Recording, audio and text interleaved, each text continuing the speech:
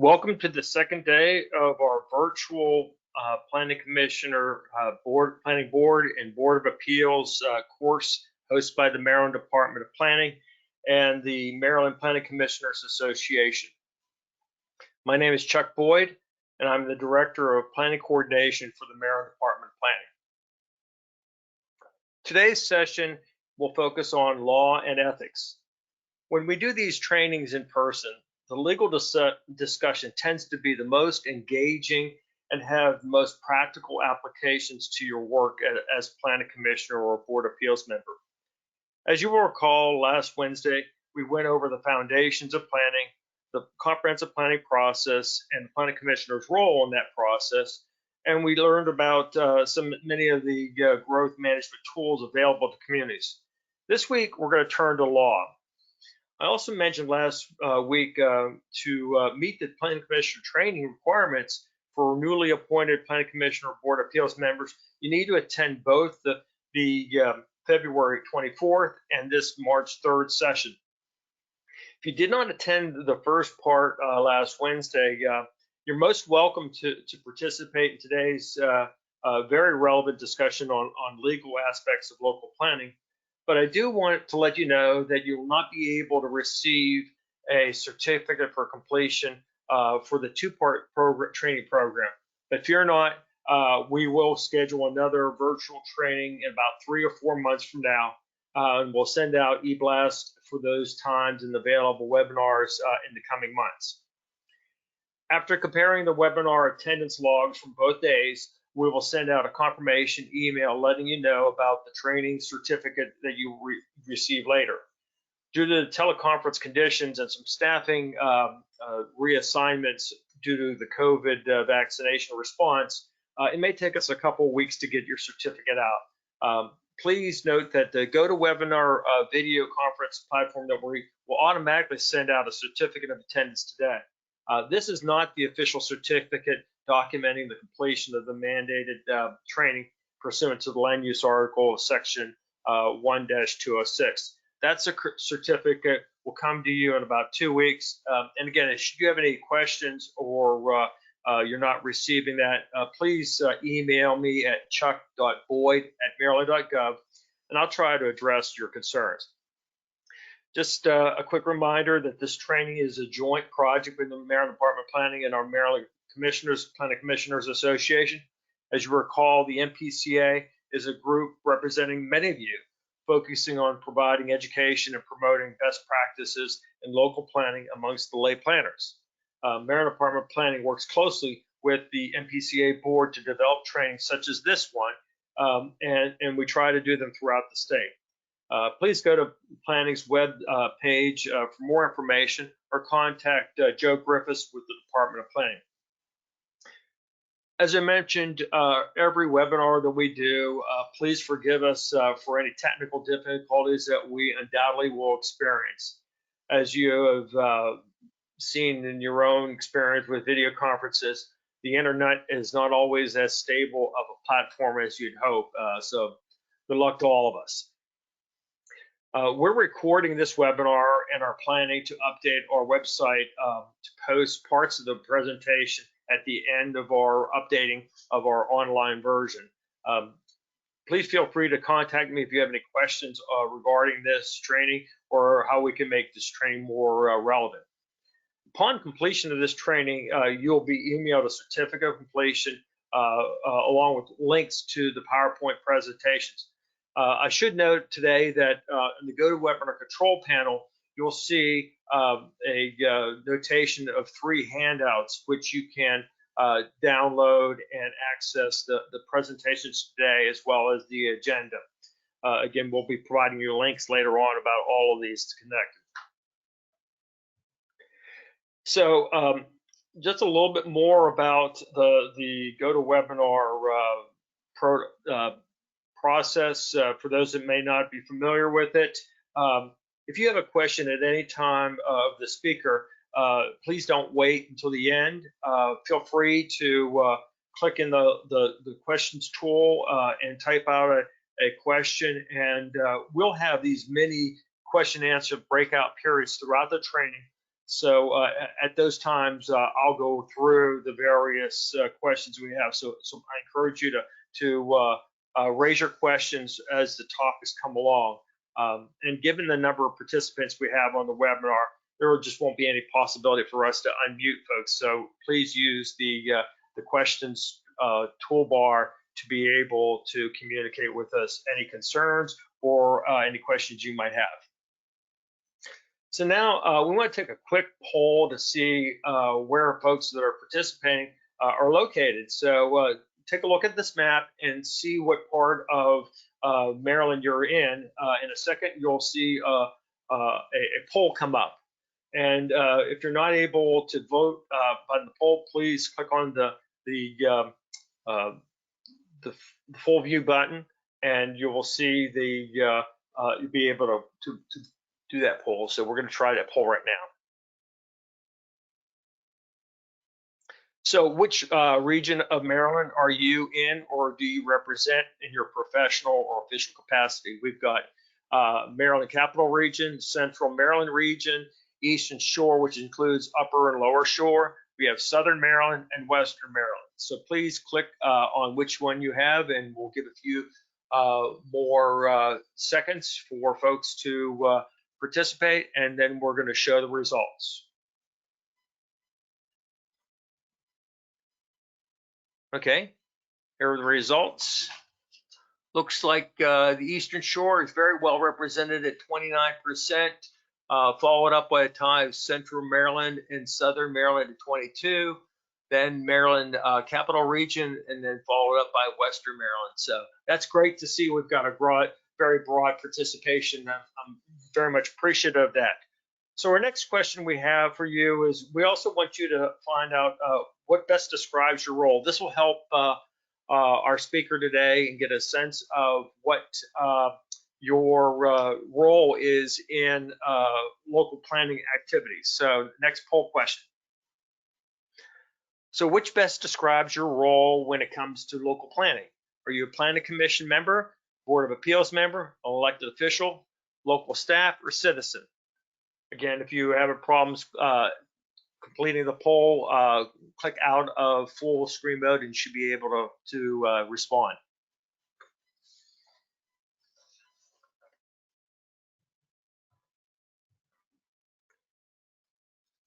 Okay, looks like we've got mostly planning commissioners, and then followed up by Board of Appeals, then local staff and citizens, and a very small number of elected officials. So great, thanks so much. And again, thank you again for all your service to your communities. We want to thank you so much for that.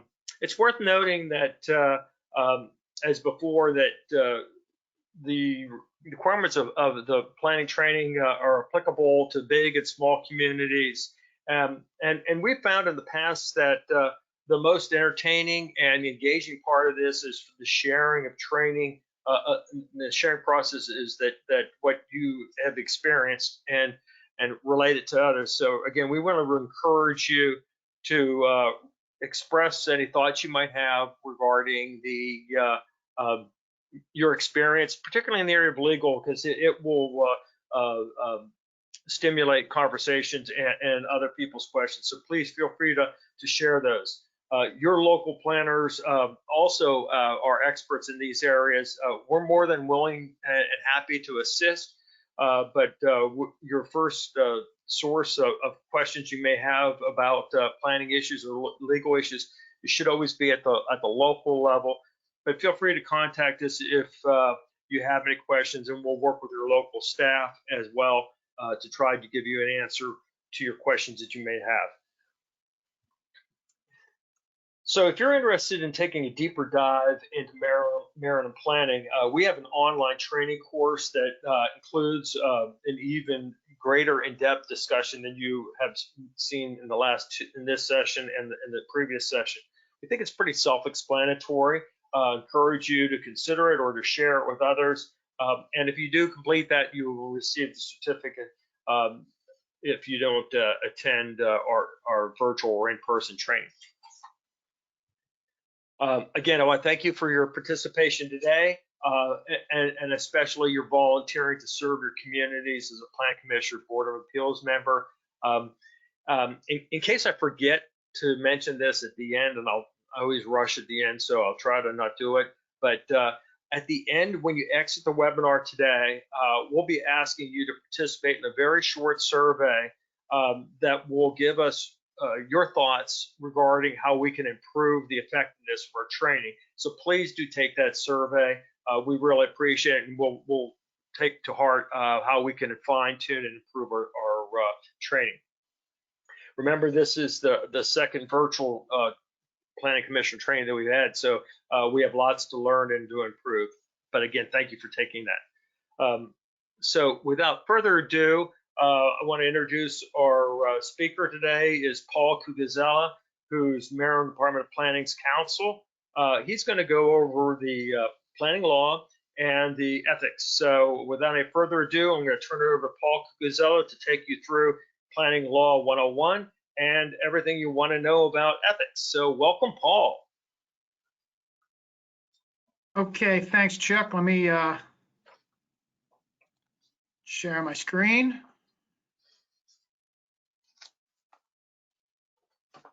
Okay, John, can you let me know whether my screen is shared? It looks good. Okay, great.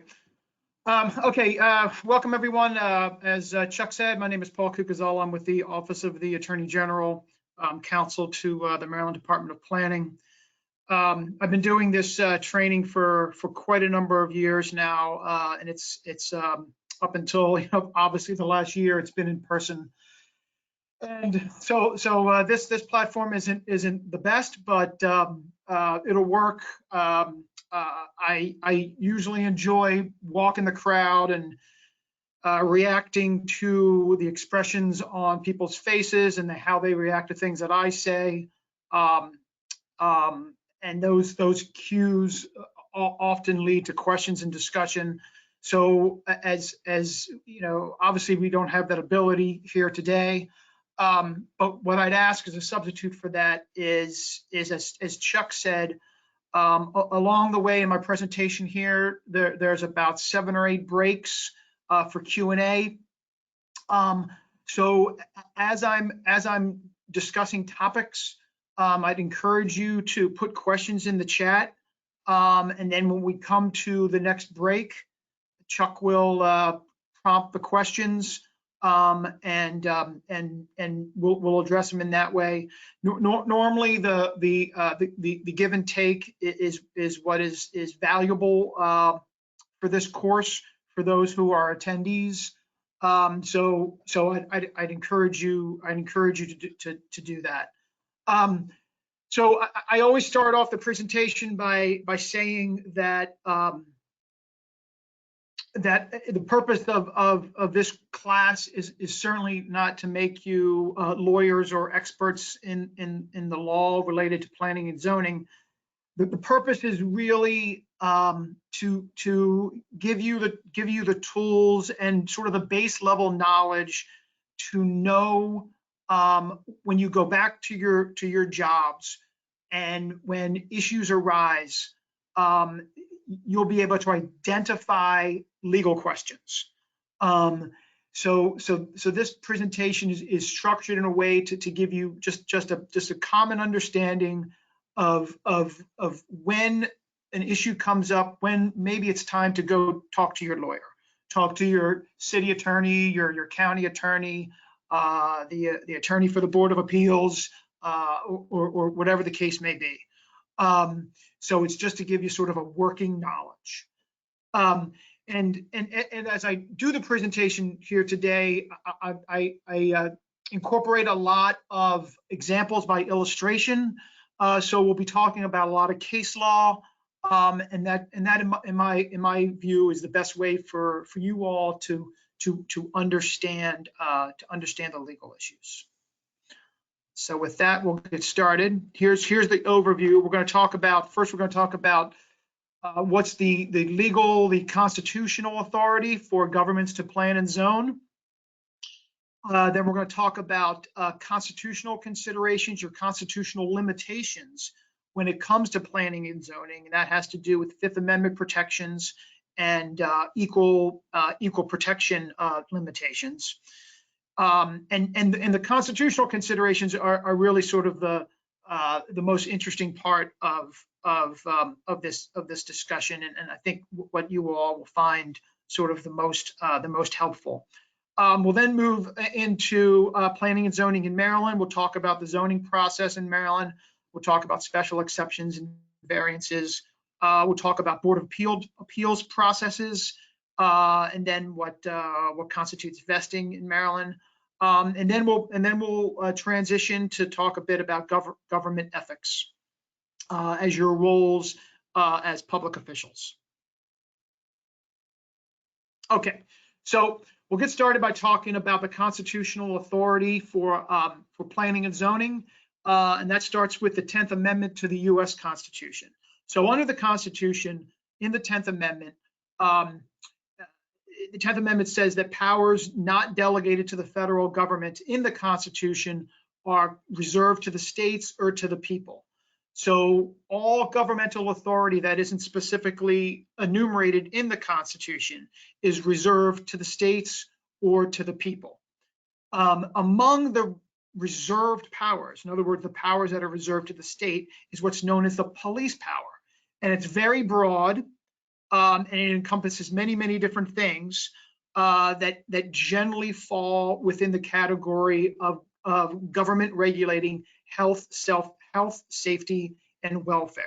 So if you just think about what health, safety, and welfare is, that's a lot of stuff.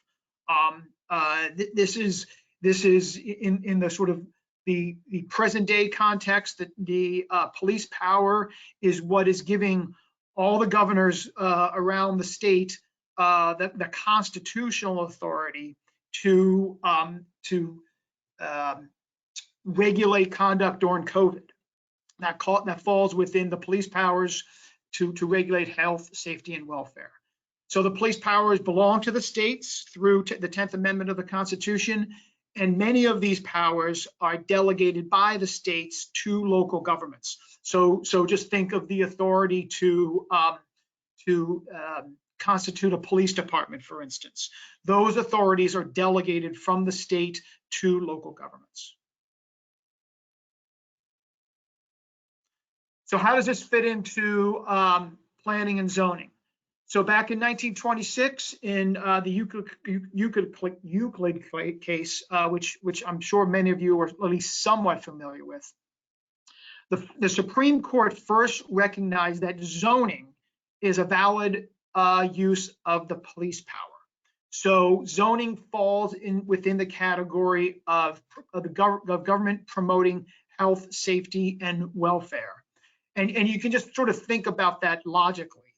The purpose of zoning is to first off regulate uses, and where different uses are permitted is the rationale behind much of that is promoting health, safety, and welfare, organization of society in a way that promotes the general welfare. So zoning is a valid exercise of the police power. So therefore, the states have the authority to enact zoning ordinances, which, as I said before, is largely delegated to local governments.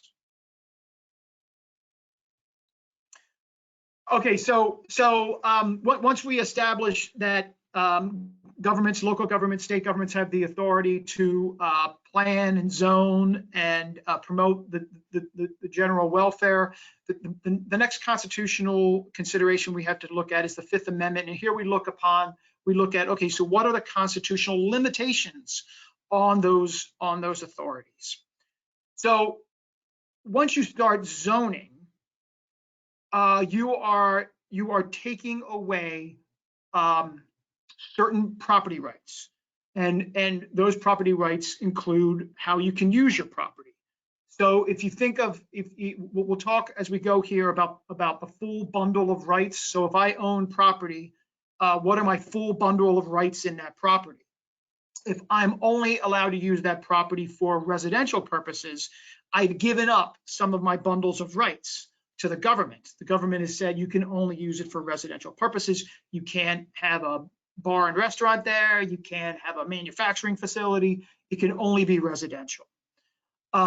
So at some point, these restrictions violate the Fifth Amendment. And we're going to talk about the Fifth Amendment in three contexts.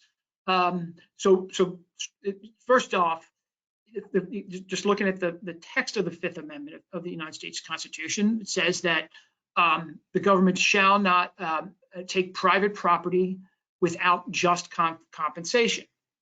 So if property is taken by the government for some purpose, there has to be compensation given to the property owner for that taking. And we're going to talk about takings, what constitutes a taking for Fifth Amendment purposes, in three contexts. The first is the power of eminent domain. The second is what has become known as regulatory takings, and the third, which isn't really a taking, but it sort of acts like a taking, and these are called exactions, monetary exactions. Okay, so the first form of taking is really sort of the most obvious, the one that looks and sort of feels the most like the taking of property, and that's the power of eminent domain. So eminent domain is when the government, whether it's the state government or a local government, actually seizes title to property. Power of eminent domain must advance, in order to exercise eminent domain, it must advance a public purpose. So eminent domain, if it exercises eminent domain, if it advances a public purpose, it's permitted as long as compensation is given to the property owner. So historically, the power of eminent domain has been used for public works projects, for instance, to construct roadways, to construct schools, to construct government buildings, where government comes in, seizes property, provides compensation, takes title to the property, and then undertakes that public works project. But as the use of eminent domain has evolved over time, it's been used for purposes that are beyond just public works projects, just beyond constructing bridges and constructing highways. And the Supreme Court first looked at use of the power of eminent domain for other than public works projects in 1954 in a case called Berman versus Parker. In Berman versus Parker, the city of DC wanted to economically develop a blighted area within the city. And to do so, the government needed to seize title to the blighted area, the various properties within the area, turn that property over to a developer to sort of enhance the community. And in that case, the court said that using eminent domain to cure blight was a valid public purpose because it promoted the public safety, public health, morality, peace and quiet, law and order within the community.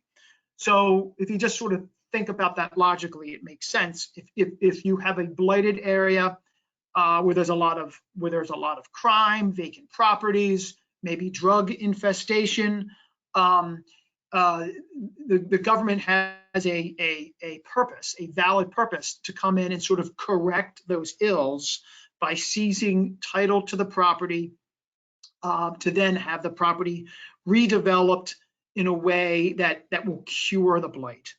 So that was sort of the first big step in pivoting the use of eminent domain off of just public works projects onto sort of a broader use to promote public welfare. The next big jump in the use or leap in the use of the power of eminent domain came in the Kelo decision in 2005. In Kelo, the city of New London, there was a neighborhood in the city of New London that was a sort of a working class neighborhood. It wasn't blighted by any stretch. But it was a working class neighborhood. It had a lot of older stock of homes. It wasn't necessarily the prettiest of neighborhoods. It wasn't sort of fulfilling sort of its highest sort of economic potential, economic use. And the city wanted to revitalize the neighborhood to spur economic development. And it came up with a plan to sort of seize property within the neighborhood, turn property over to private development to economically develop the neighborhood in a sort of a higher use way. And so some of the property owners in this neighborhood objected to this. This didn't really fit the same sort of parameters of the Berman decision from DC, and that their neighborhood wasn't blighted. So there wasn't really a big sort of safety purpose here to sort of cure crime. That wasn't really part of the calculus.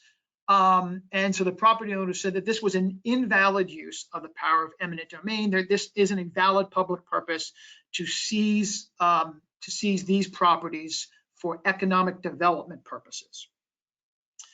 In a very controversial decision, a 5-4 decision by the Supreme Court, the court disagreed with the property owners and sided with the city of New London. The court ruled that the city's interest in economic development is a legitimate public purpose for local governments to use the power of eminent domain. So if you think of that conceptually, that's really, really broad authority that local governments have to use the power of eminent domain for economic development purposes.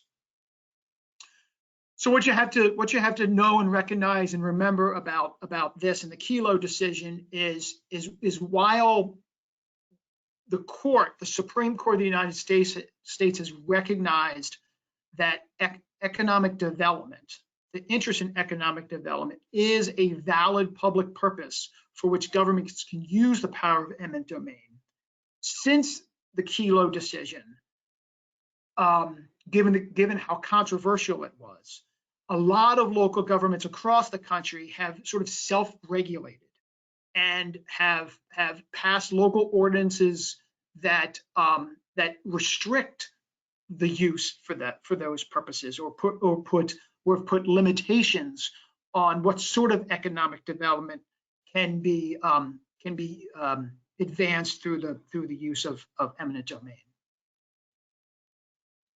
Okay, so right now we're at one of these stopping points. We've talked about police powers and where they come from, and the use of the police power as in the zoning context as a valid exercise of government authority. And we've talked about eminent domain in the takings context. So I'll turn to Chuck and ask him if there's any questions at this point. Well, you have been so effective in explaining things so far. We don't have any submitted questions at this particular point. I guess I'm just, here's a question for you. What is they're all coming in now. What is the threshold for takings? And then the next question is, what does eminent domain allow a percentage of MPDUs in a new development? So the MPDUs and eminent domain may be in your regulatory section next, but is there a threshold for takings? Okay, so good question. And yes, our next topic is regulatory takings, and I'm going to talk about that very thing, thresholds. for what constitutes a regulatory taking. Up until this point, we're just talking about the power of an eminent domain, which is a total taking, right? So the use of eminent domain is to actually seize title to property. That's obviously a complete and total taking. There is no sort of threshold analysis. If the power of eminent domain is exercised, compensation has to be given for that exercise of eminent domain. So I hope that answers, or at least puts off until to the next segment, the questions we have so far. Any other questions, Chuck? Okay. Diane asks, how many Maryland towns have self-regulated themselves in terms of takings for economic development? Do we know that? I don't know that off the top of my head now. Okay. Sorry. I have another question from Becky, I guess it is. Takings does have one priority over another for government funding. Takings, does it have one priority over another for government funding?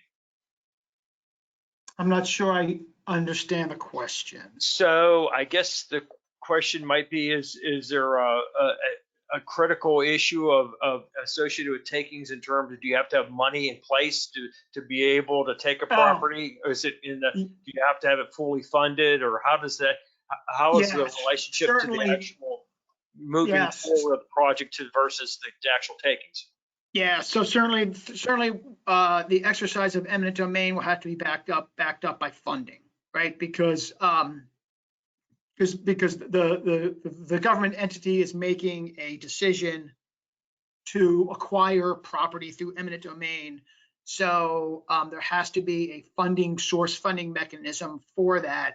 The way it sort of works in reality is oftentimes what the compensation is going to be is negotiated with the property owner. If an agreement can't be reached about what the compensation is, then the property owner can petition the court to establish what the amount of the compensation is that the government has to provide. When we move into the regulatory takings context, it's different, because those matters are always decided by the courts. And we'll get to that as we move forward. Okay, a couple of these are more specific into things in the regulatory area, but one Earl raises a question about how does eminent domain work differently from a local government versus, say, a railroad or a utility? One is so eminent domain is strictly a governmental power, governmental authority.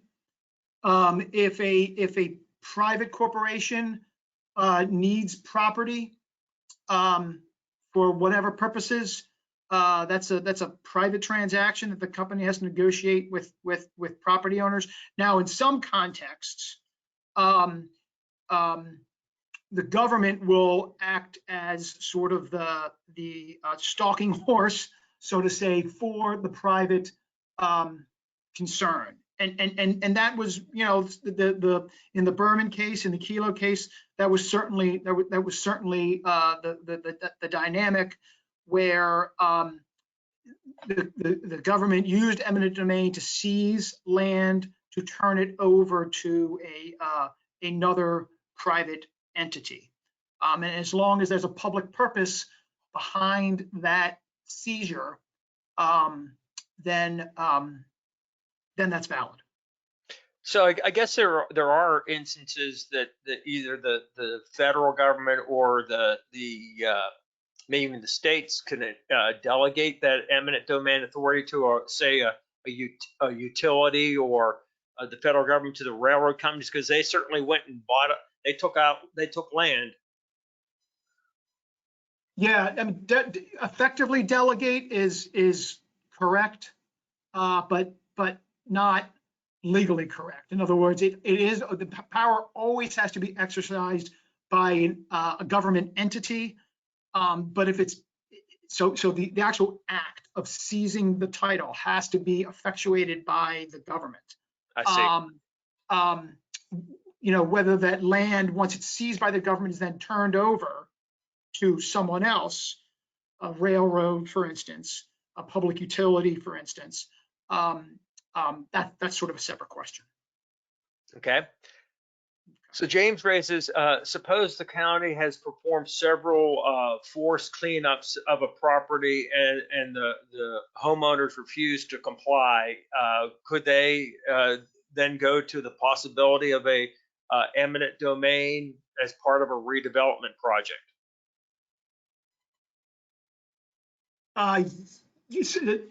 So I'm sorry, say that again, Chuck. So I What's the guess scenario? the question relates to, you've gone through some other efforts before going to eminent domain. So Yeah, you've gone through the process of trying to force the cleanups through code yeah, enforcement efforts and other things. They haven't been successful. So now yeah, you're stepping up and actually seizing property yeah, through a redevelopment plan effort, right? yeah. So the public purpose is environmental, in other words, to seize property. Or community blight removal. Yeah, yes. So again, yeah. So those would be, that would be an avenue through, a reason for which eminent domain might be available. Okay. You've not, Jeremy asks whether or not we've seen a lot of eminent domain play out in Maryland. Are you aware of any either uptick or just general process that? I can't speak to any sort of trend, but eminent domain is always being used for one purpose or another, and normally it has to do with things that are just sort of ordinary, roadway construction and constructing a new off ramp. You need to seize property for that. Constructing schools, those sorts of things. It's normally not controversial. It's normally ordinary, and is usually something that's just sort of generally accepted as necessary. Okay, I got several questions from Becky and from Frank regarding the determination of fair value, fair market value, or just compensation. Can you address a little bit of that? Yeah, so fair market value is what the courts basically look at when these cases come to the courts, when they have to set compensation. If there isn't normally what happens is that, so the government negotiates something with the property owner. If they're unable to work out what that compensation is going to be, it can then go to the courts. The courts will set what the compensation is, and they're normally looking at what fair market value is for the property. So think appraisals being used as evidence to establish fair market value. Okay, and I think we got a lot of good questions, but I think we're going to move on from now because we'll try to circle back for these few others, but I want to keep us on schedule and moving forward. Okay, great. Okay, so now let's talk about regulatory takings. So eminent domain, as we talked about, is the actual seizing of title to property. Very easy to understand as a taking, the taking of property. You're taking the title. The regulatory taking is more of like an effective taking. This is where the consequence, the practical consequence or effect of some sort of regulatory action that impacts the use of property can amount to a taking. This concept of regulatory taking first creeped into the jurisprudence of the Supreme Court in 1922 in a case called Pennsylvania Coal versus Mahan. In that case, there was a property in Pennsylvania where the property interests were sort of bifurcated. The land, the surface rights of this property were residential, owned by a resident, and then the subsurface rights were owned by a mining company, and there was coal deposits or some sort of natural resource in the subterranean part of the property.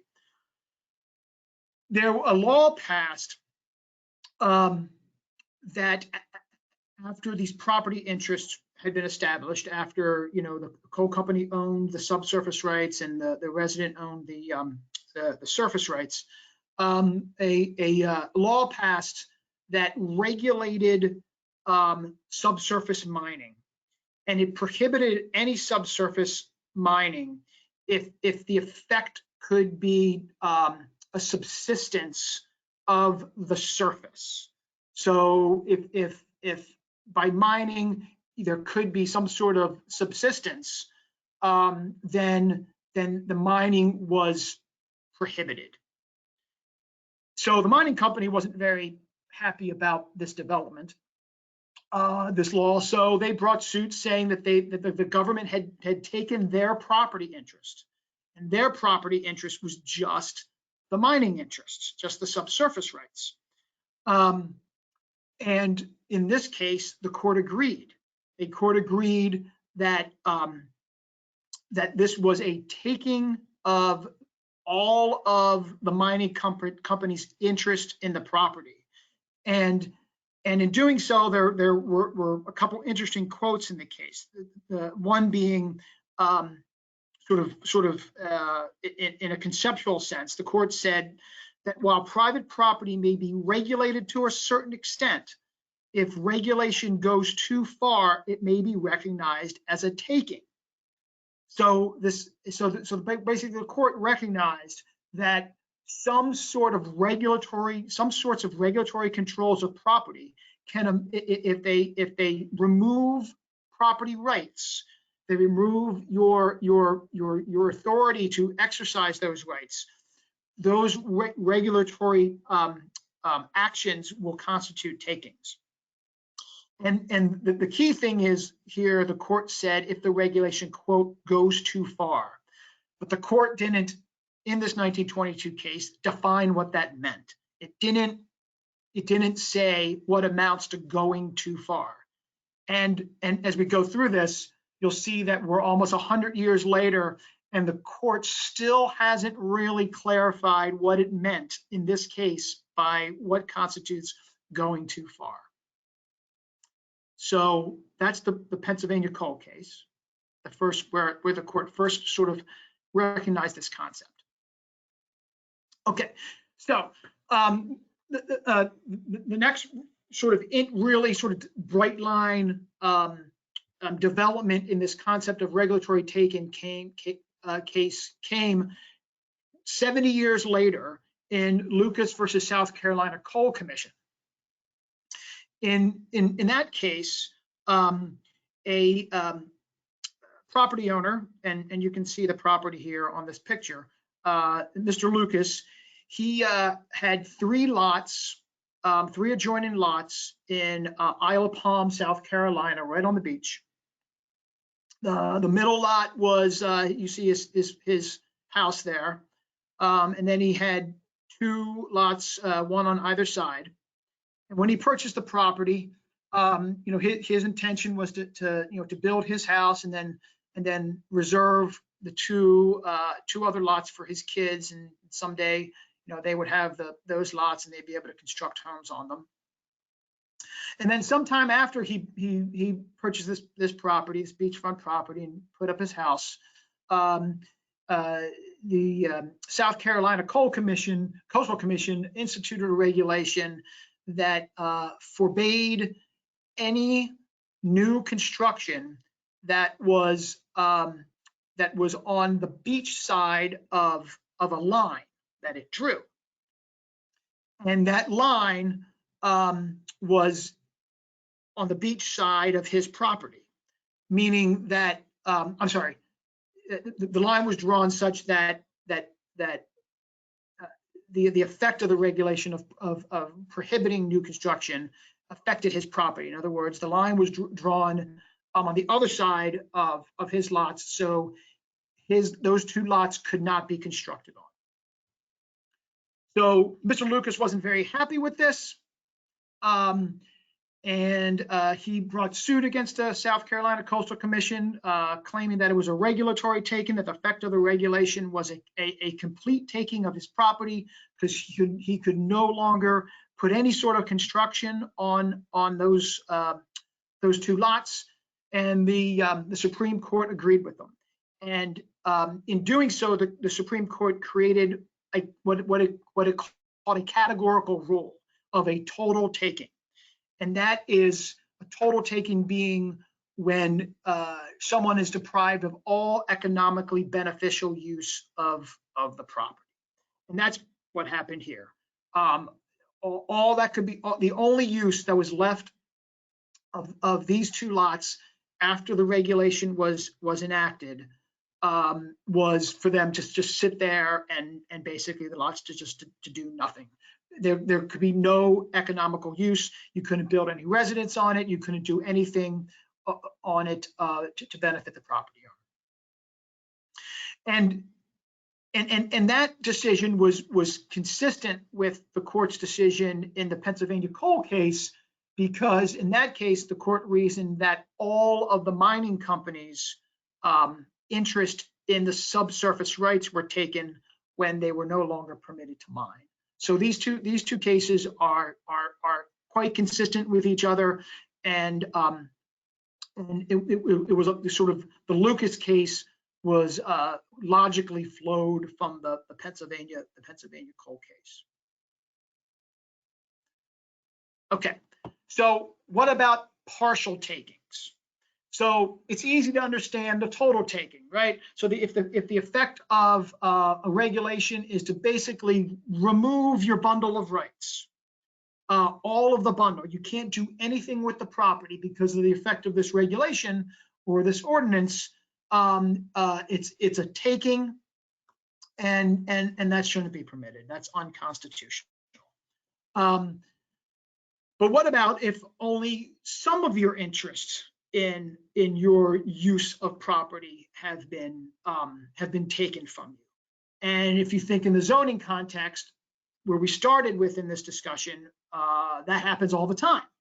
That's the necessary purpose of zoning, is to remove some of the bundle of rights, to prohibit property owners from doing certain things with their property.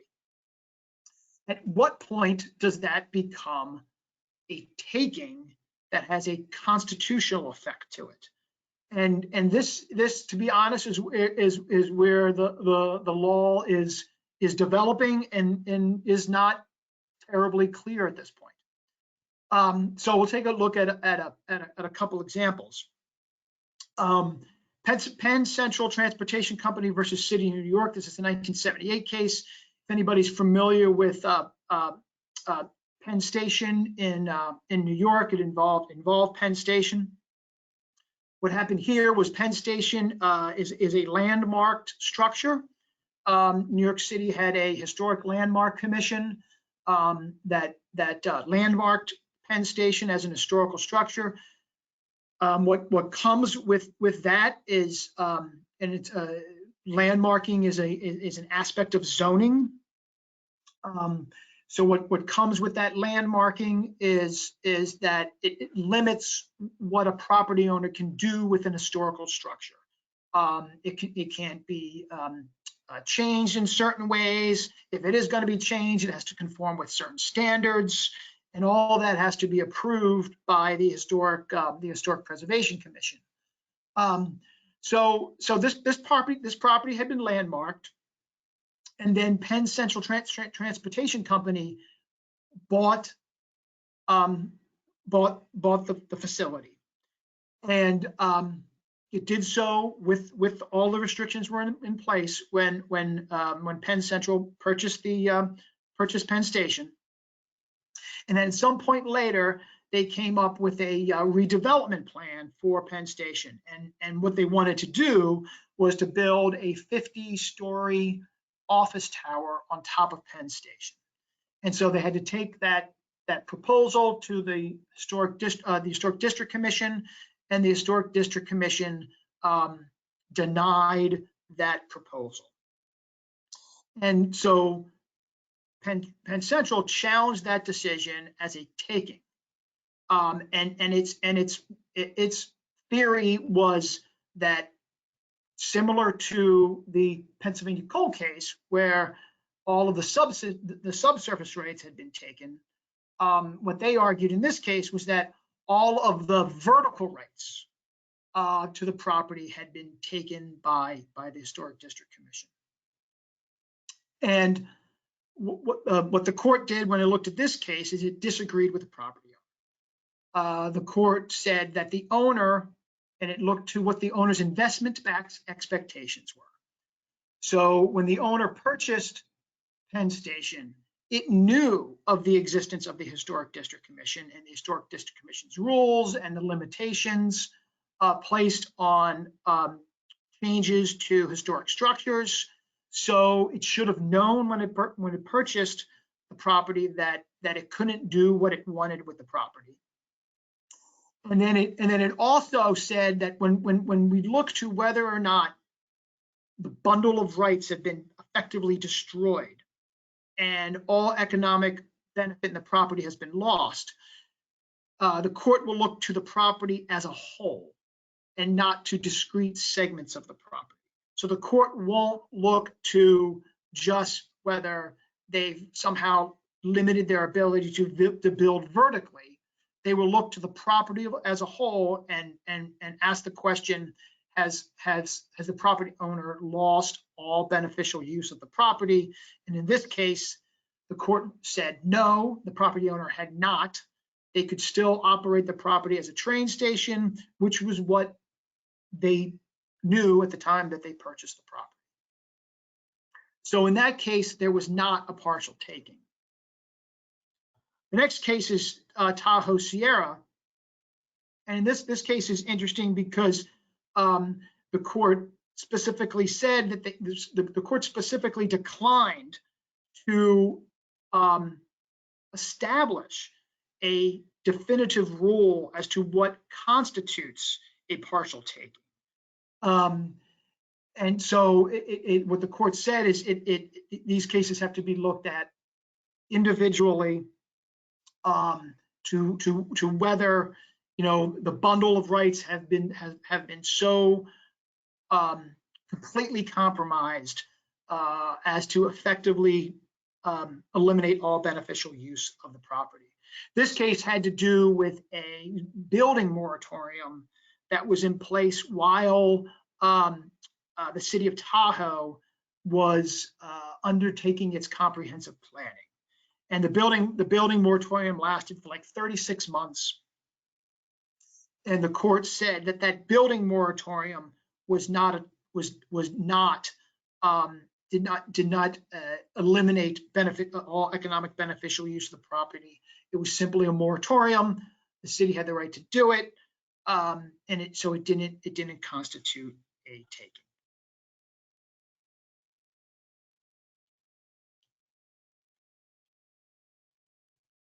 Okay. All right, so there were definitely some questions, I think, about regulatory takings. So Chuck, I'll ask if there are any questions in there about regulatory takings.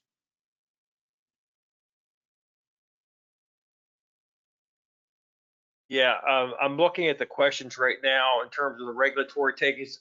A couple of these, I think the issue one is, Gerald raised this question about MPDUs and kind of the balancing of eminent domain versus an exaction.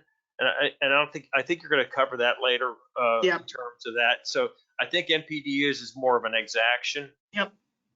In that discussion. Now, a couple of these questions from Pamela and Andrew kind of talk about and I'm going to kind of clean up some of the eminent domain questions before, about the relationship of the capital budgeting process and comprehensive planning with, a local government's actions of eminent domain. As a planner, I assume that you always recommend that you be as forthright and as transparent in your plans and identify logical areas for roads or parks, and therefore you have justification when it gets to the actual takings of a property. You can't have an amicable acquisition. And then as you related it, the importance of having the funding in place. Do you have any thoughts on, again, trying to get your place in order so that you can have a strong case if you ever have to go to an eminent domain? Yes, I mean, that's really not so much a legal question as it is a sort of a good government question. um, Obviously, if a local government anticipates having to exercise its power of eminent domain, it should also be structuring its budget to accommodate that. Because ultimately, the legal aspect of it is they're going to have to pay, and so they should be budgeting for that. Okay, so Gerald has another comment that I'm going to read through and then try to have you respond to. So when SHA abandons unnecessary right-of-way, which I don't know how they've necessarily gone in for takings or whatever, the original owner has a right of first refusal. Yep. MDOT legislation has written for local jurisdiction to obtain the right-of-way for local transportation purposes. Because of the state support for TOD, can the legislation be amended to transportation and TOD? This would help needed affordability of Montgomery County in getting surplus Rockville Freeway right away for a firehouse that rescues motorists on railroads, right away transportation purposes, but adding building apartments that could be walkable to Metro.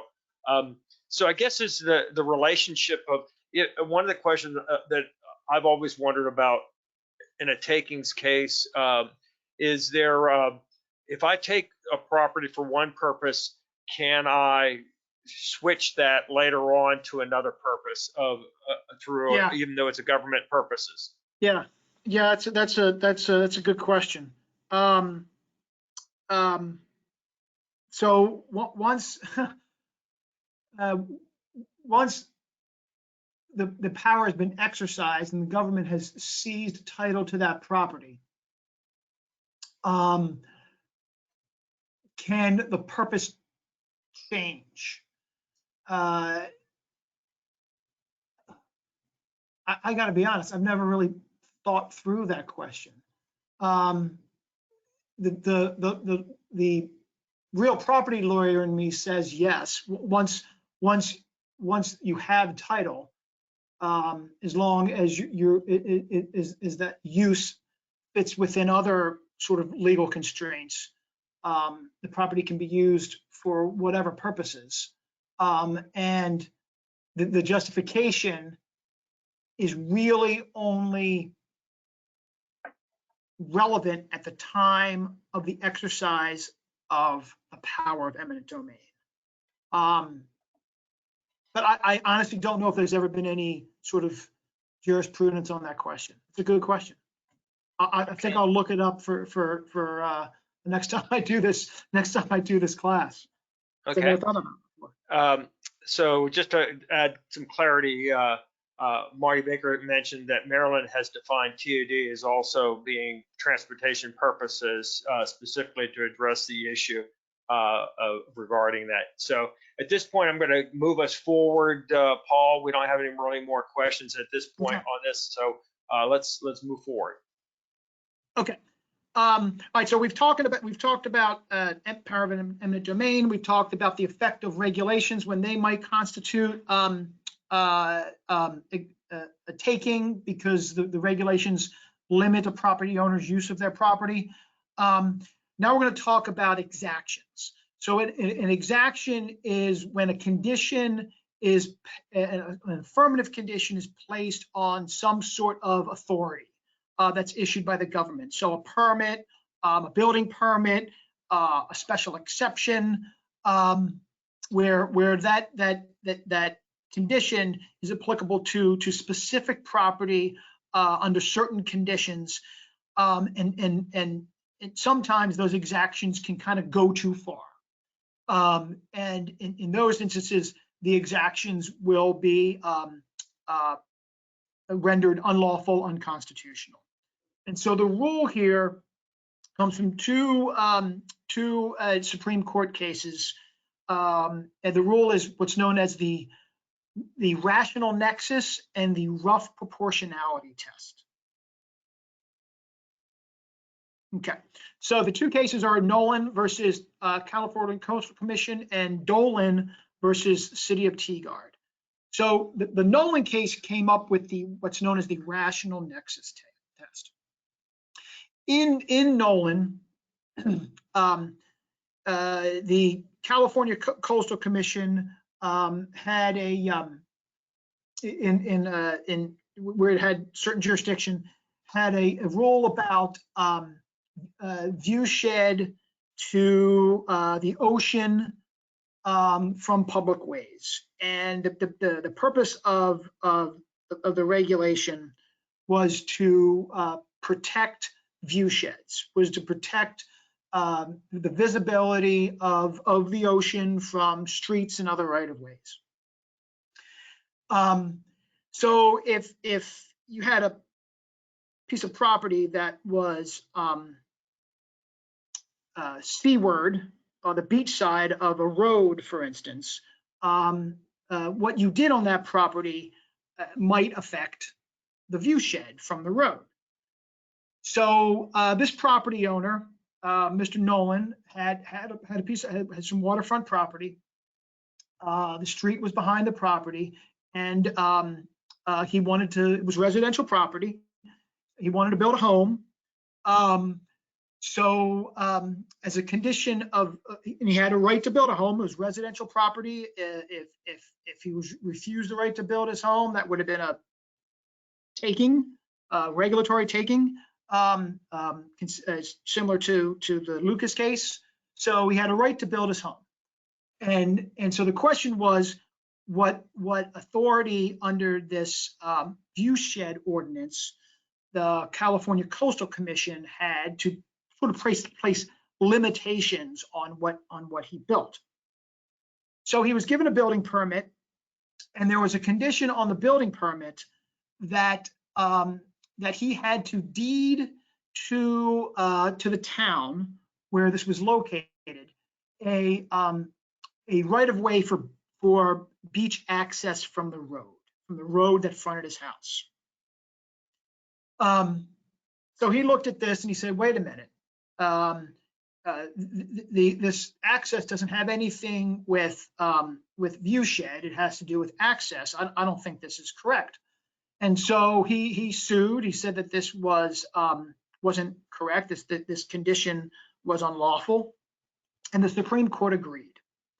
The Supreme Court said that there was no rational nexus between the purpose of the view shed ordinance, which was to protect the public's view from the street, and the condition that was posed on the permit, which was a condition that provided for access, physical access. So there was no nexus between view shed and physical access.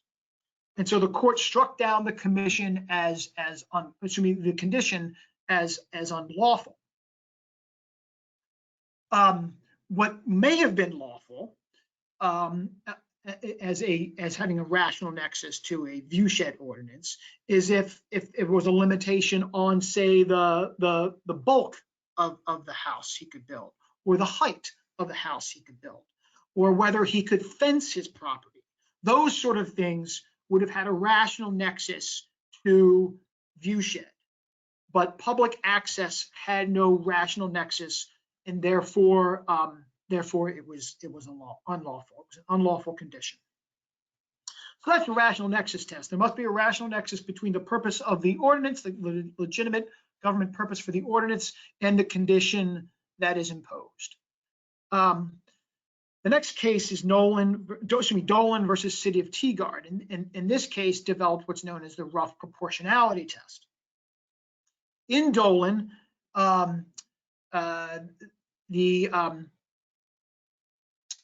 property owner he owned a bike shop, and he wanted to expand his bike shop and expand the parking lot adjacent to his bike shop. Now, the property was partially inside of a stream buffer, and there was a ordinance that provided for certain levels of mitigation if there was going to be any disturbance within a stream buffer, any construction of impervious surface within the stream buffer, which is sort of ordinary. So the bike shop owner went in for his permit to expand his bike shop and to expand his parking lot. Part of his plans was to provide for stormwater mitigation for the increased impervious surface consistent with the ordinance. And as a condition of the permit, the city slapped two conditions on the permit. One, the bike owner had to pay for the construction or the installation of a bike path sort of from the downtown area of the city out to his bike shop. And the second condition was that to mitigate for the additional sort of impervious surface and the loss of habitat, the bike shop owner had to dedicate a substantially sized greenway. In other words, had to reserve land for environmental preservation. So the court looked at these conditions, and on the first condition having to do with the dedication the establishment of the bike path, the court ruled that there was no rational nexus between, and this is consistent with the Nolan case, there was no rational nexus between the buffer protection purposes of the ordinance, the stormwater management purposes of the ordinance, and the construction of the bikeway. There was just no connection between them, and said that was an invalid condition because there was no rational nexus. With respect to the greenway condition, the court said that it was not, there was no rough proportionality between what the ordinance was supposed to address in terms of the effect and the cost of the condition. So they were out of proportion. It was what the property owner was being asked to do was disproportionate to the very minimal amount of impact there was going to be on the buffer, the stream buffer, and water quality. So that's the rational nexus rough proportionality test. So any condition that's placed on a building permit, a special exception, or any other sort of government authorization for someone to do something with their property, has to have a rational nexus. That condition has to have a rational nexus to the government purpose that is supposed to be fulfilled by whatever regulation or ordinance is being utilized, and the condition has to be roughly proportionate to whatever effect is the government's trying to cure.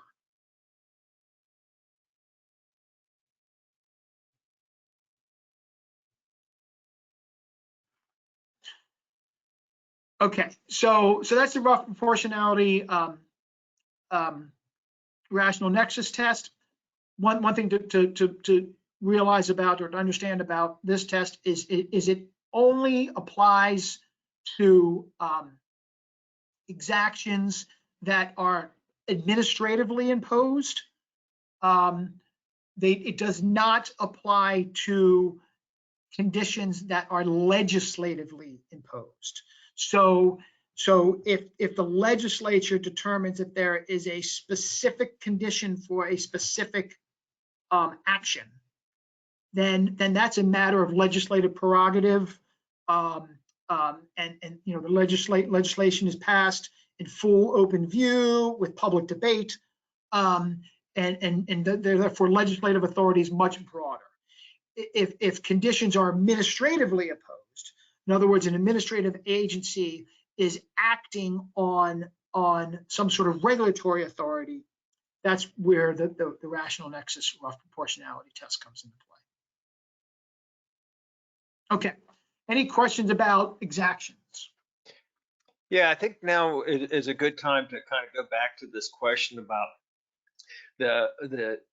the takings issue related to MPDUs. So you already just mentioned something that I think is worthwhile kind of pointing out the difference between something that's an administrative, someone that's applying the development standards and saying, based upon your site plan or your subdivision and our regulations, for you to mitigate your impact, you got to do X, Y, and Z, versus say an MPDU program that establishes a formula that has gone through a public debating process of those different standards. So can you relate a little bit to that observation that I had just set forward? Yeah, I mean, that's exactly correct.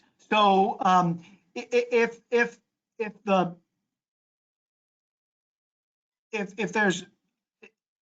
what the government authorities relying upon to impose a fee or some other sort of requirement is formulaic in legislative authority, then this rule doesn't apply. You just look to the statute. What does the statute say? What does the ordinance say about what the fee is supposed to be?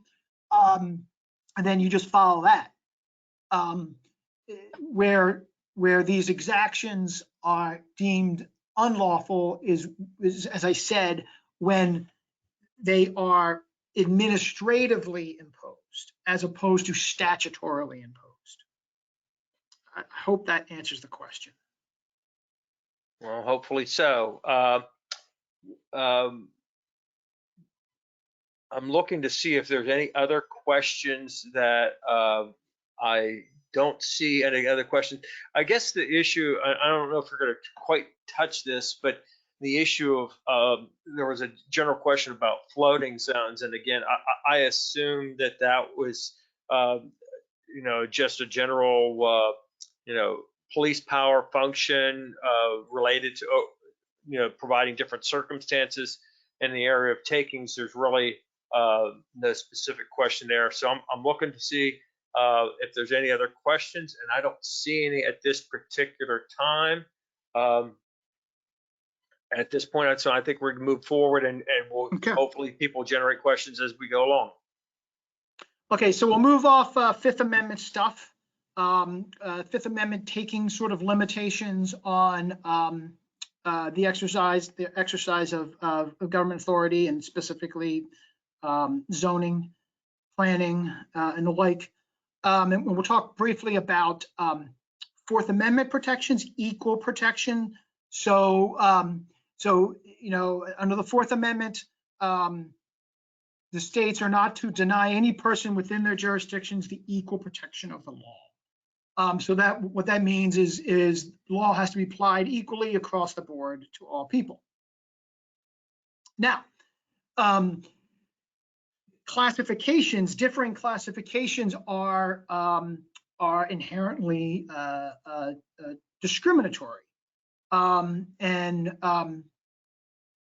discriminators treating people differently or property differently for different reasons are generally permitted if the reason for those discriminators are rational, not arbitrary, and reasonably related to sort of a legitimate public purpose. Where discriminators will run afoul of equal protection and be subject to what's known as strict scrutiny is when they are predicated on suspect classifications or fundamental rights. So in other words, discriminators based on race, national origin, ancestry, those sorts of things are sort of inherently unlawful. They are subject to strict scrutiny, which means that they only sort of pass equal protection muster if they're narrowly tailored to achieve a compelling government interest, which is a very, very, very, very high bar. So let's relate this to zoning. So zoning is inherently discriminating, right? I mean, you're saying that the government is saying that they're drawing lines on maps and saying that certain things can be done in certain places on the map. So that is inherently discriminating. On the north side of Main Street is residential. On the south side of Main Street is commercial. You are discriminating based on location. That is constitutional if it's rationally related to a public purpose and is class neutral. So most zoning ordinances are completely consistent with concepts of equal protection. Now, where a zoning ordinance might run afoul of the Constitution is if these classifications were based on some sort of protected class. So, for instance, if on the if the zoning ordinance said that on the north side of Main Street only Catholics could live, and on the south side of Main Street only Protestants could live, that would obviously violate equal protection. So as long as ordinances are looking to the use and not basing discriminating factors on race and things such as that, zoning is perfectly consistent with concepts of equal protection. Now, I always use an example here of when might a zoning classification that is based on some sort of protected classification, when might that be constitutional? In the example, just to give you sort of the extreme aspect of this, is let's say we were in Belfast, Ireland in 1984, and there was a zoning ordinance that said that Catholics could only live in one neighborhood and Protestants could only live in another, and there had to be a wall dividing them. If you applied equal protection to that scenario, you may be able to rationalize that it's constitutional because there might be a compelling government interest to keep those two populations apart, given the troubles that were in place at the time, and doing so in that fashion may be the only narrow way to effectuate that compelling government interest. But as you can see, the hurdle is very, very, very high to start discriminating in zoning ordinances based upon some sort of protected classification. Okay, any questions about equal protection, Chuck? Normally there aren't. Actually, not this very second. So while people are writing down feverishly, if an area plan, Gerald asked, if an area plan is approved and it says that there will be MPDU zoning in the plan area, does that strengthen the MPDU requirement?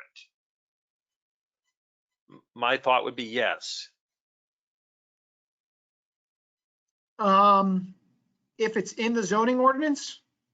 If it's in an area master plan, the requirement for it in terms of requiring it through the planning process, and then it is then implemented through the specifics of an MPDU zoning ordinance or MPDU requirement for essentially an exaction or required affordable housing unit. An MPDU program is a moderately priced dwelling unit program, requires a certain percentage of affordable housing units in a development. So if an area plan has that, I think that would help.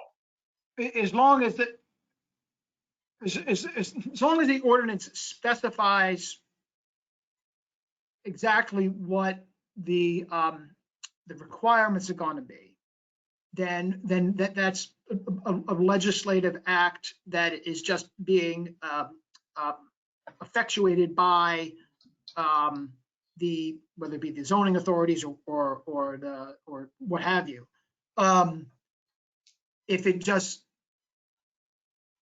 provides the ability to place a condition, but doesn't tailor like a specific formula, then any exercise of that authority is going to be subject to rational nexus and rough proportionality. Does that make sense? Yeah, absolutely. Thank you. Yeah. Okay. Sam asked the question, when is it okay to visit and view property before the commission to help a member's decision making? That may be coming up later. Yeah. Okay, we'll hold off on that. So no other questions on equal protection, so go ahead. Okay. All right. So so that's all the constitutional stuff in the presentation.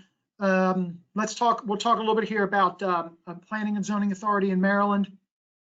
So as I said at the top, states delegate planning and zoning authority to local jurisdictions. Most states have, most states do. So is Maryland. The statutory authority is for charter counties is in the local government article of the Code of Maryland. For non-charter counties and municipalities, it's in Division 1 of the land use article. And for PG, for Prince George's and Montgomery counties, it's in Division 2 of the land use article. All of the delegated authorities are there. You've probably seen this map before. You probably know one way or the other whether you're a charter or non-charter county.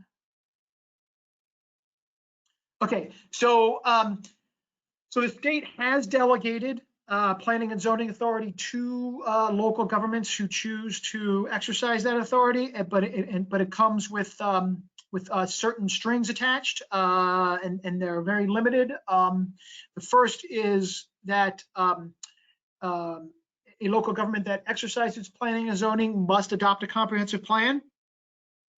The plan has to implement the state's 12 planning visions, which are listed in the land use article.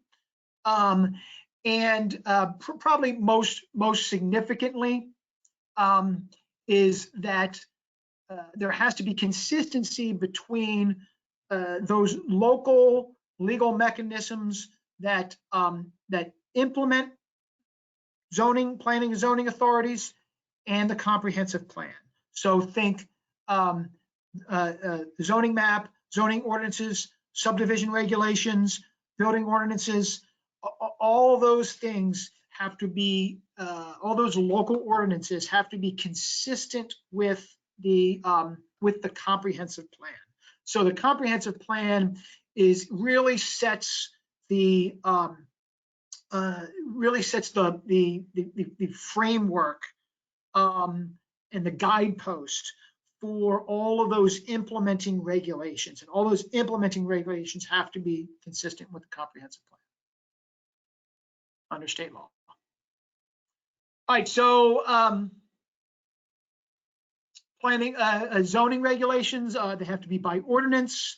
They have to, they're limited to effectuating the police power, in other words, promoting health, safety, and general welfare. They regulate the density, building height, and bulk of development, and permitted uses in a zone are by right, in other words, as listed in the zoning regulations, or conditional. In other words, if certain circumstances arise, a use may be permitted by special exception. There are two types of zoning. The first is comprehensive zoning. Comprehensive zoning usually follows comprehensive planning to implement comprehensive planning, or as an aspect of comprehensive rezoning. It is a legislative act. In other words, the county council or the city council or whatever the governing authority is adopts the zoning map. So it's legislative, it's open to full public debate. And as such, comprehensive zoning is afforded as an aspect of separation of powers. Comprehensive zoning is afforded considerable deference when it's challenged in the courts. It implements the comprehensive plan or plan update.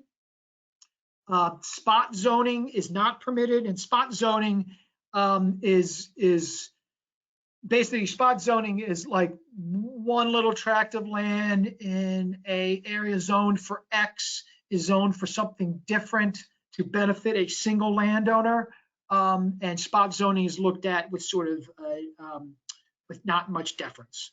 So otherwise, zoning is afforded great deference, with the exception of any incident of spot zoning. So comprehensive zoning has to cover a substantial area. It has to be the product of careful study, and it controls and directs all uses within that substantial area or all of a jurisdiction. So that's comprehensive zoning. The second type of zoning is what's known as piecemeal zoning. And this is sort of any rezoning that occurs outside of the comprehensive zoning process and effectuates single parcels of properties or a very limited number of properties. And this is a quasi-judicial action. In other words, it's not legislative in nature. It's specific to an individual property based on the facts and circumstances of an individual piece of property. And therefore, it has sort of a judicial aspect in it, in that you're looking at facts relative to one piece of property, and you're making a judgment as to whether or not that piece of property should be rezoned. And it usually occurs after the comprehensive zoning process, after there's already comprehensive zoning. In Maryland, the use of piecemeal rezoning is very, very limited. It's what's known as the change mistake rule. So it can only be, a property can only be rezoned outside of the process of a comprehensive rezoning if there was a mistake in the original zoning. So in other words, if a property owner can prove that the zoning map is in error and doesn't reflect what was the intention of the comprehensive zoning, then in other words, the line was drawn incorrectly and doesn't reflect what was supposed to be the zoning during comprehensive zoning. If there was a mistake, then the property can be rezoned. The other way to get to piecemeal zoning is if there's been a substantial change in the character of a neighborhood since an original or comprehensive zoning that would warrant or justify a change in zoning, then there can be piecemeal rezoning. And that's a very high, substantial change, is very sort of high bar. Prohibited in the zoning process is contract zoning. Contract zoning is where the zoning authorities strike a deal with a property owner in advance of the zoning process to give that property owner some sort of benefit in exchange for something else. And this is absolutely prohibited. There shouldn't be any backdoor deals when it comes to zoning for reasons that are probably pretty well understood.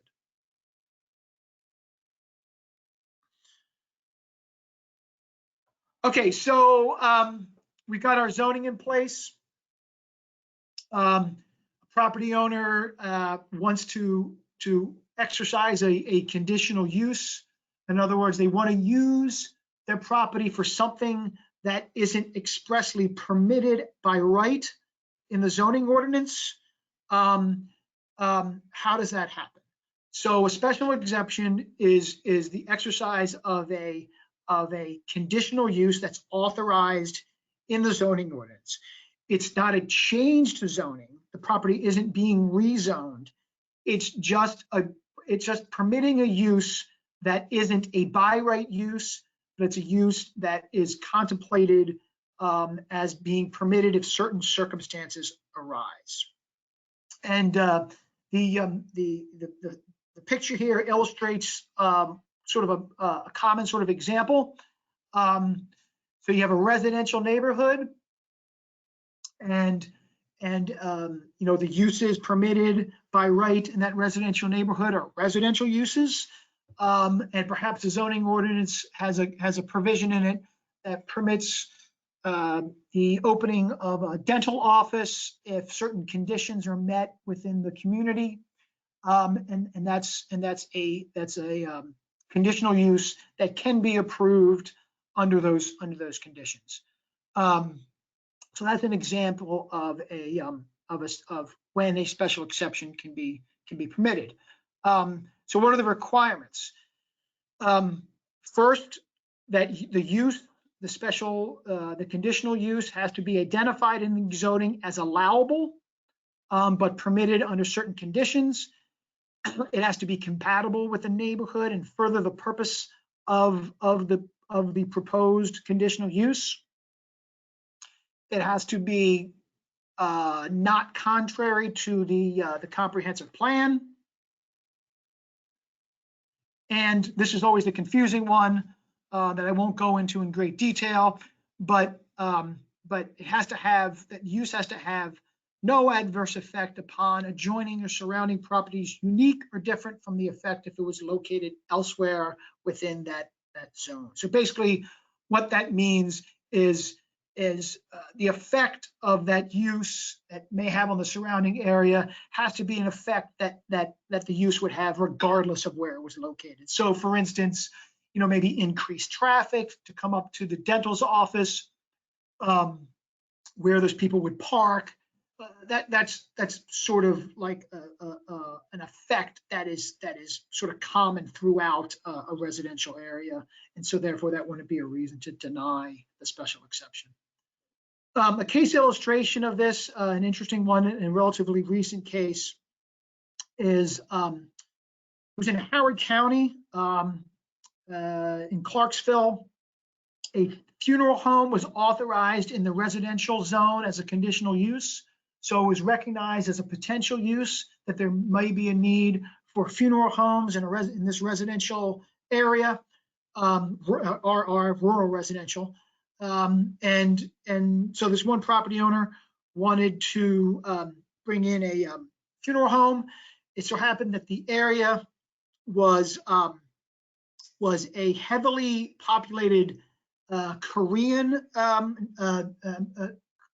residents that it just so happens that culturally that population is averse to living near funeral homes, and so these residents challenged the special exception on cultural aversion grounds.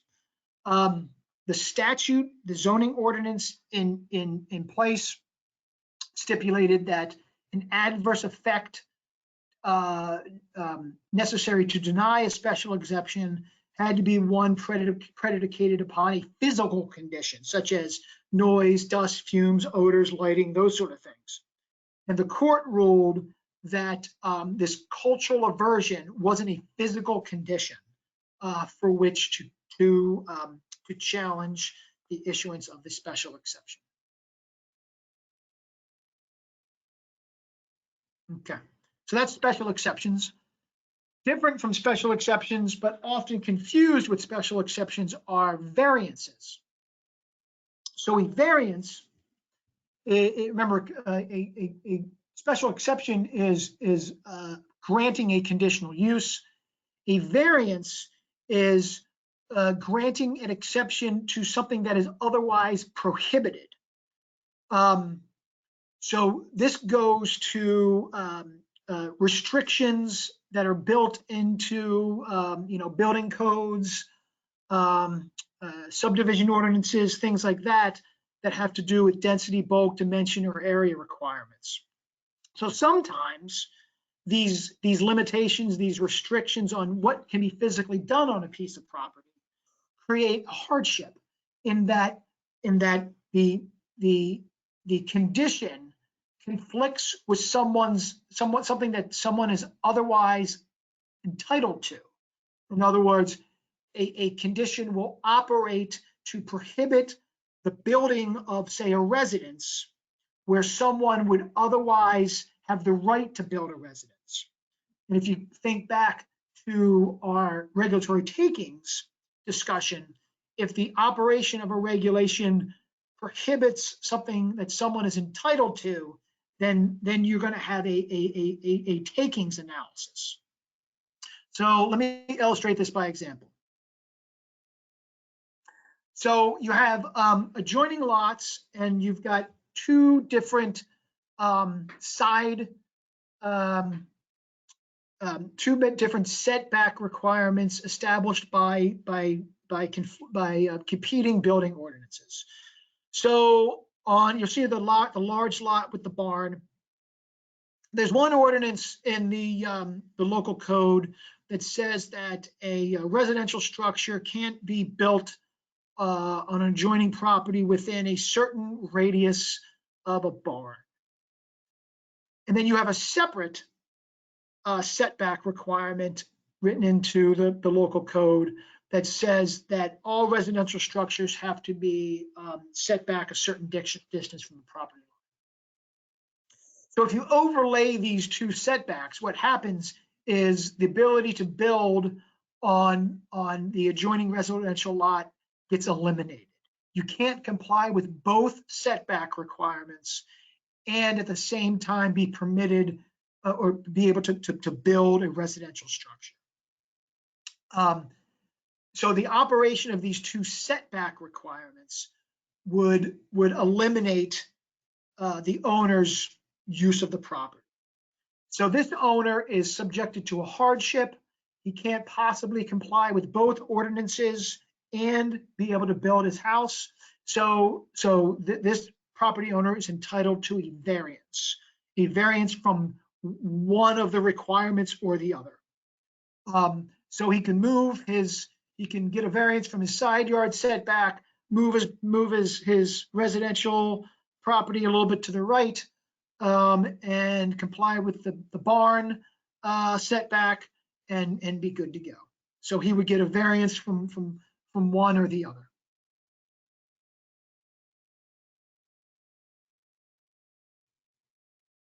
Okay.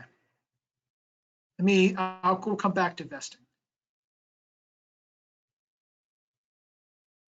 Well, no, actually, we'll cover vesting now. Vesting is when a interest in doing something with a property, something that's authorized by a permit or some other sort of authorization, actually goes into effect. When you're entitled to absolutely entitled to do what you've been authorized to do, up until the point where you vested in that right, if there's changes to the law that change your rights, you may no longer be able to exercise those rights. So Maryland is known as a late vesting state, which means that you're not vested in your right to undertake whatever's permitted in, say, a building permit until you've started actually exercising those rights by some sort of physical manifestation. So if you have a building permit to construct residential structure or whatever. You're not vested in that right until you start basically turning dirt and start building the structure. Up until that point, that right can go away if say the law changes to remove some sort of say residential construction right. And so that's in Maryland. Maryland is a late vesting state. Okay, so we've talked about zoning in Maryland. We've talked about zoning ordinances, what they do, what they accomplish, some of the limitations. We talked about special exceptions and variances, investing. Any questions there, Chuck? So Paul, it's 2:40 and we got just a couple questions, but so I'm going to keep us on task here real quick. So there's a question from Gerald regarding a daycare center being allowed, I guess it's a conditional use, and then they have a front yard area, play area in a residential zone. My response as a planner is if you're concerned about those kinds of things, you need to build that into your conditional use requirements, that play areas can't be in the front yard. And so that's an important aspect of how you define the conditions of approval for such conditional uses. You want to add anything else? No, that's correct. That would be the conditional use of having some sort of daycare facility would probably best to incorporate into that condition, or should we incorporate into that use, specific about what that would look like. So the operation of a daycare facility would also include the ability to have a play area outside. I will caution us because there are these preemptions in state law that precludes local governments from, and you probably know this too, Paul, that precludes local governments from treating certain types of daycare centers differently than a single family home. So again, what the state giveth, the state can take away. Yeah. Okay. So another question is regarding the vesting of, do subdivision final plats expire? And if so, how long? So I guess the question is, once the property has been recorded in the courthouse, is that plat approved forever? And with respect to that? Subdivision. Yeah, I don't think subdivision is subject to vesting. So a subdivision plat is a subdivision plat. Once property lines have been divided, they're divided. Right. Yeah. I mean, that again, my experience, Paul, has been once a plat's been recorded and the lots are there, the property can be transferred. Yeah, that's a real. It doesn't change the use of the regulations of the use of that parcel. It just defines the parcel. Yep, exactly. That's a real property action that divides property. That's not subject to later vesting.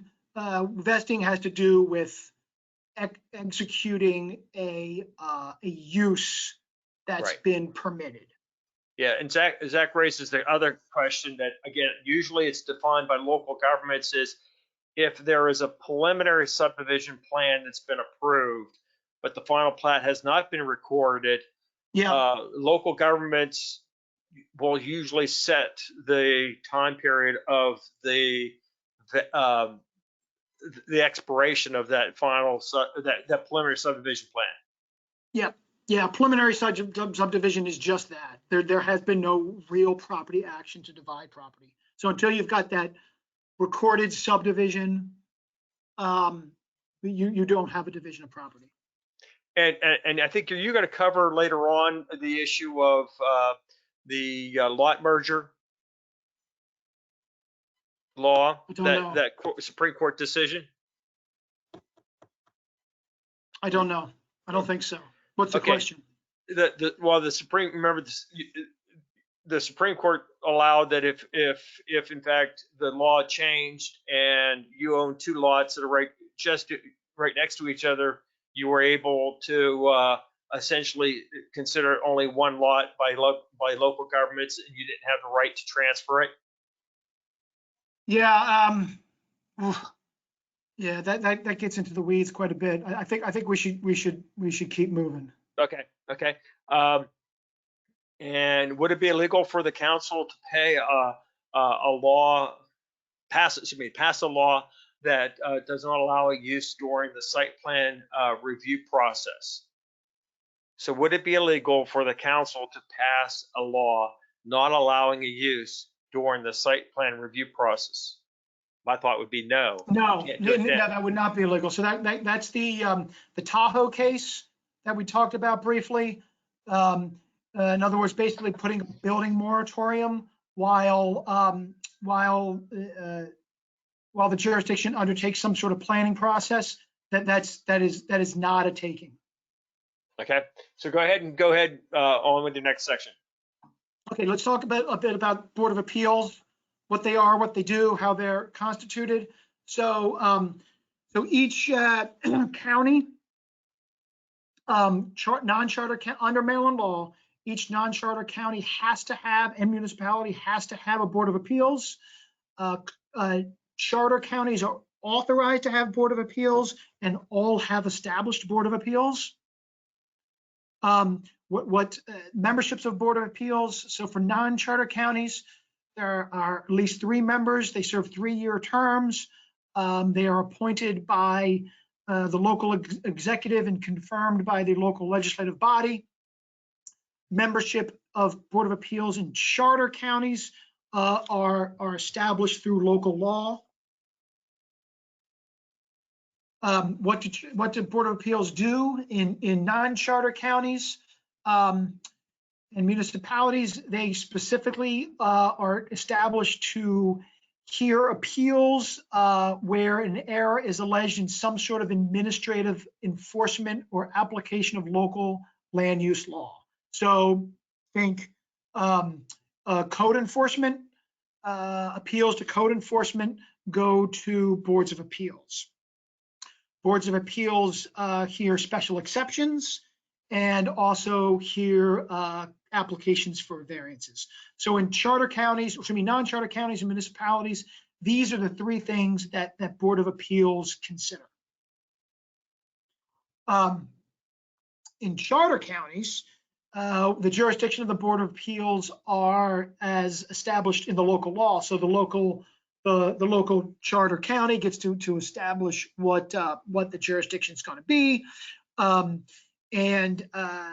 Basically, most counties have them established as doing everything that the Board of Appeals do for non-charter municipalities, and include some other things like zoning map amendments, hearing administrative actions on licenses and permits and approvals, assessment of special benefit taxes. So basically, the jurisdiction in charter counties is whatever the county decides the jurisdiction should be. Okay, Board of Appeals proceedings. Board of Appeals is a public body, so all of their proceedings have to be publicly announced. They have to be conducted in accordance with the Open Meetings Act, which means that all proceedings have to occur in public with very limited exceptions, where the Board of Appeals can go into closed session. Their proceedings must be recorded.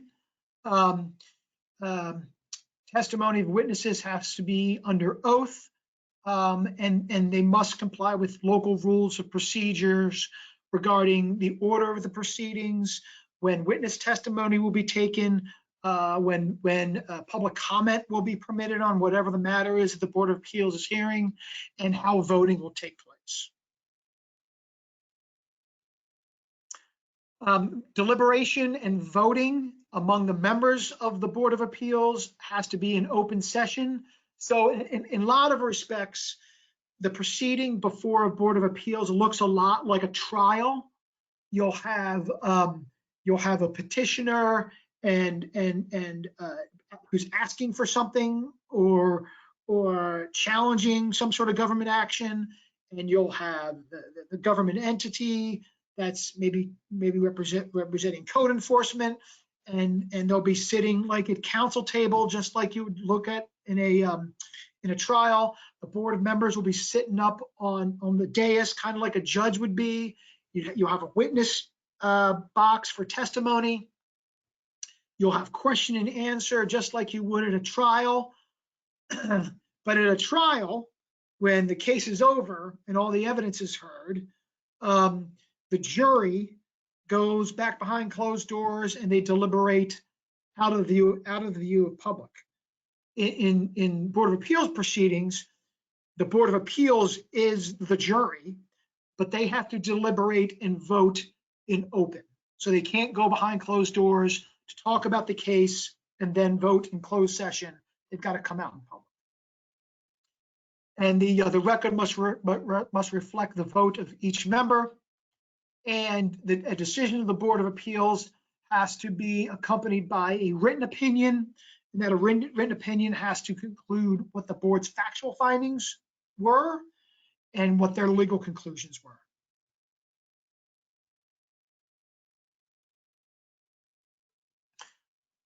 Board of Appeals proceedings are quasi-judicial, which means that when a decision of the Board of Appeals is challenged and is appealed to the judiciary, the findings of fact are given deference. In other words, the appellate courts will basically trust what their factual conclusions were. They will only review the case for errors in the application of law.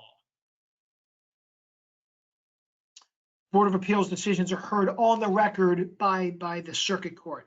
In other words, the circuit court, if a case is appealed to the circuit court doesn't relitigate the case. The circuit court doesn't accept new evidence, hold its own trial. It just takes a look at the record that was before the Board of Appeals.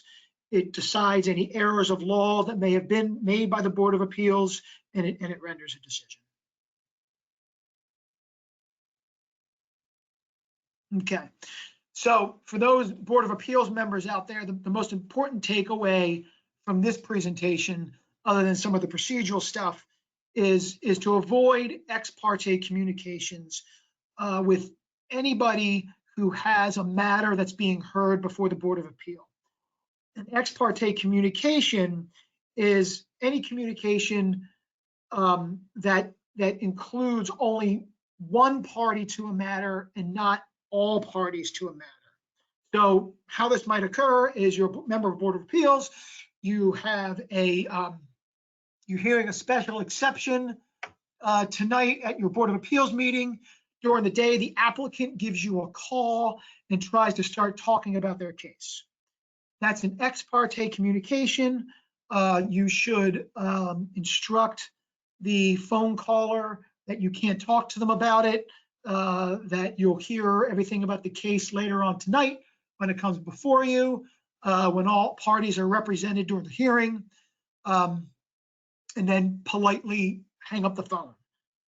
If this occurs, you should disclose on the record during the proceedings that it happened.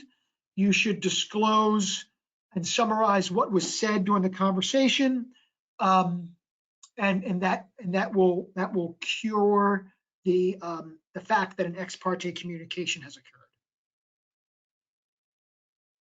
Okay. Any questions about boards of appeals? The only one I wanted to touch base on is it when is it okay to visit a property before the commission or the Board of Appeals to help make the members' decision making? Is there a difference between again the planning commission viewing a site versus the Board of Appeals viewing a site? Yes. I'm sorry, you caught me a little bit off guard here with this. So Board of Appeals, if you're considering a matter and there's some sort of necessity during considering the matter to physically view the subject, the property, all that has to be done on the record. In other words, with all parties present, and the opportunity for the public to be present as well. Basically, you take your public meeting from where you would usually have your public meeting and you move it. You know, your local rules of procedure may address how this is to be done, but that's sort of the context. Planning Commission, Chuck, I'd have to. Can you give me an example or Well, some the context? planning commission would be, I guess, say, again, a semi quasi judicial. They're looking at a site and they have a site plan for that. So they want to go out and look at the traffic. They go and look at the surrounding neighborhood. Again, should they do that on their own, or can they do that as a group? No, okay, Or that's a good question. guidance on that. Yeah, no, okay, now, yeah, so, yeah, having, I would think having the property owner present and discussions occurring, say, during a site visit is probably not a good idea. Because it can't really be part of the record. It's, you know, when we're talking about ex parte, we're not necessarily talking about something that applies to the planning commission, but I think as a matter of good practice, that probably shouldn't be done. Okay, this just generated a few comments. So Beverly,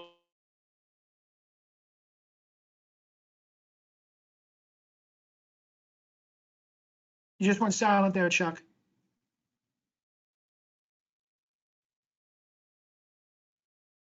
Hello? Chuck, you still there? I think we lost him. Okay, maybe he comes back on. We'll come back to that. But we're running short on time, so I just want to get to government ethics. Touch upon this real quickly. So, state ethics law. There are state ethics laws that govern the conduct of public officials. All members of boards of appeals, planning commissions, staff of planning commissions, you're all public officials within the eyes of state public ethics laws. And the public ethics laws are designed, written to sort of address two overarching things.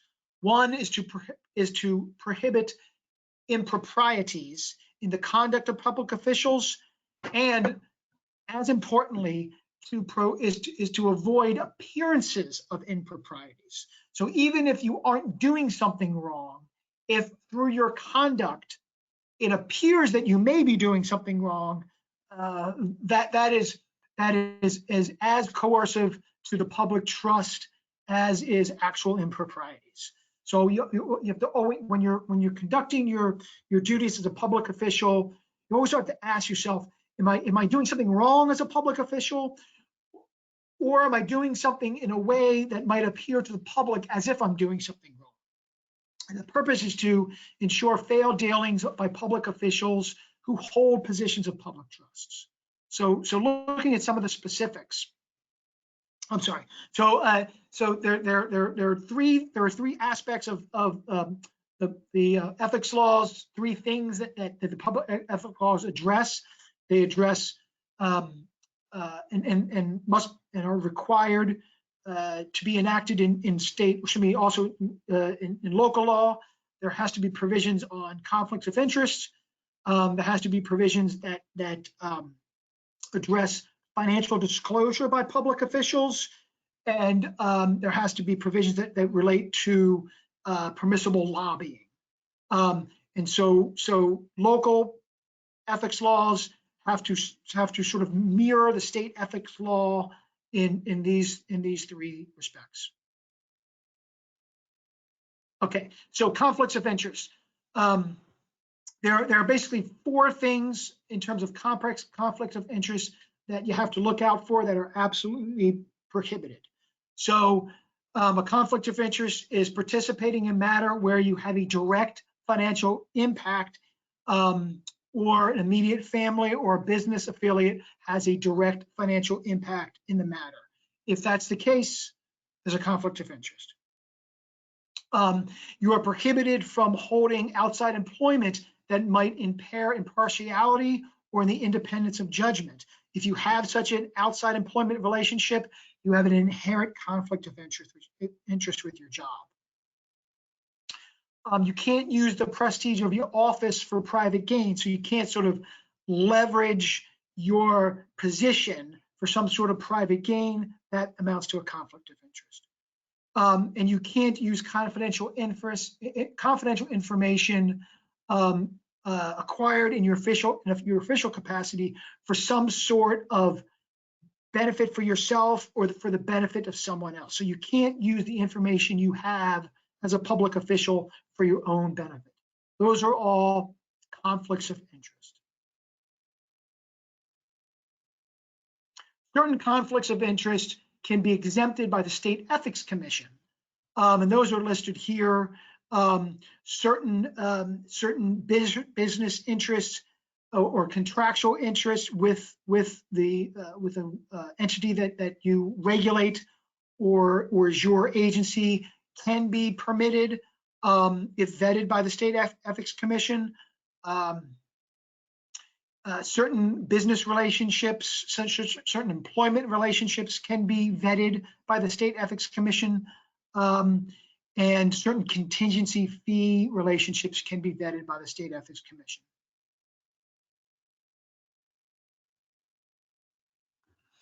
Gifts are always sort of an issue. You can't solicit or accept a gift of more than a nominal value, which is $20, from any person that you regulate or seeks to do business with your agency. So, if you have an entity that falls within sort of your agency's jurisdiction, just be on the lookout for receiving any sort of gift from that entity or that person. And post-employment, so you are prohibited from being employed in connection with the matter that you specifically dealt with while you were employed by an agency. So so this comes up often in sort of the contracting. Avoid going to work for an entity that your agency just awarded a contract.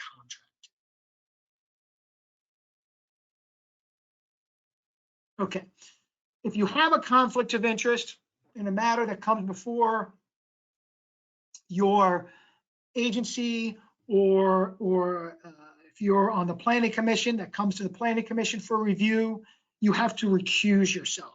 So in other words, if your spouse has a development project that's coming before the planning commission for approval, you need to recuse yourself from any aspect of that matter.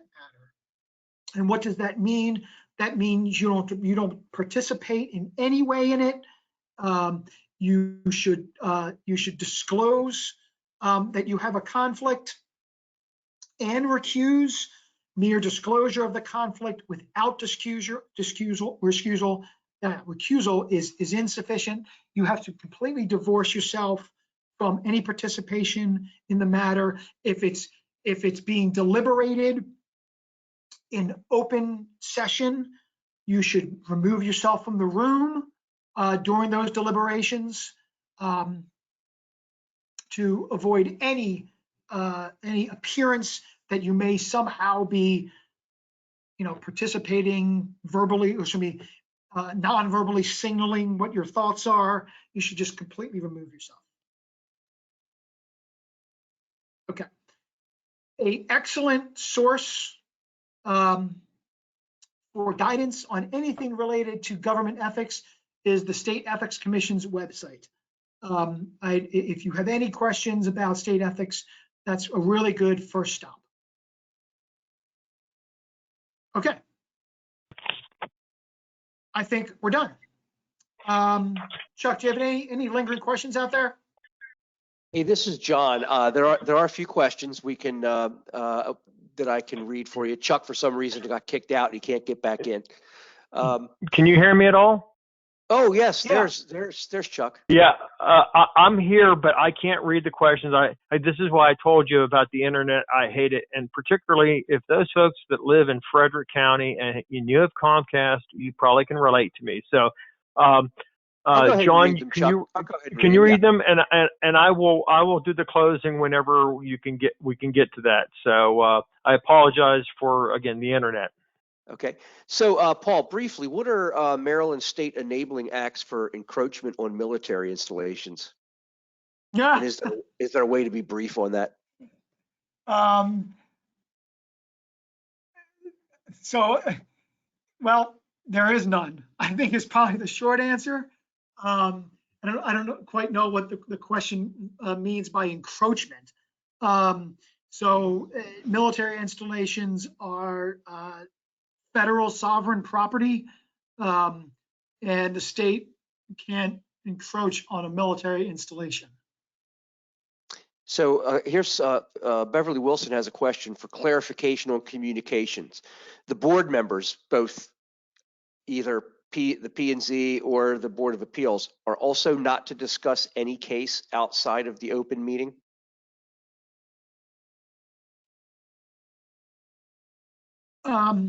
That gets to an Open Meetings Act question about when there is a meeting. Mm-hmm. So members said that if you have a, say, 5-member Board of Appeals, a meeting is when there's a quorum of members gathered in any one place. So that means if 3 members of the Board of Appeals are together, you've got a meeting. And that meeting has to be open to the public.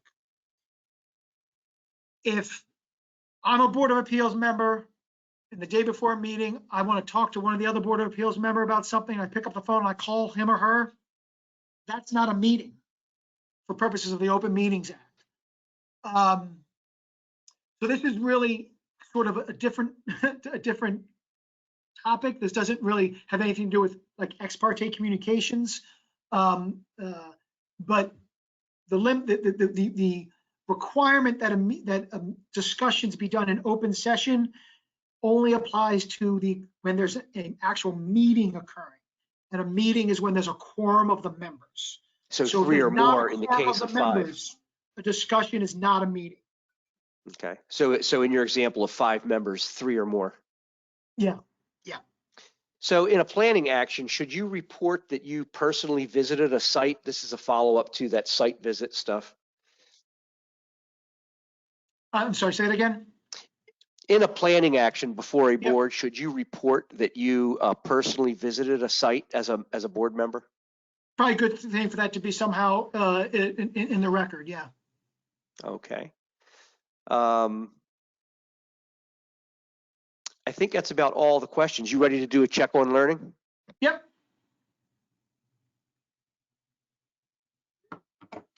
Okay, so are you going to run this, John?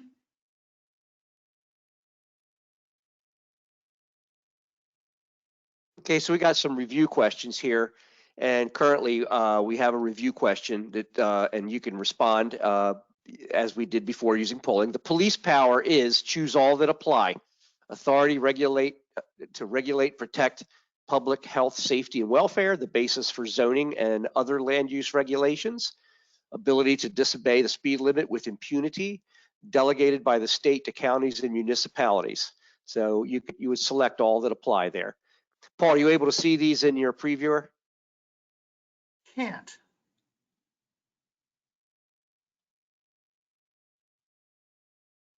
All right, so we're going to close and share. You can see the answers now, Paul.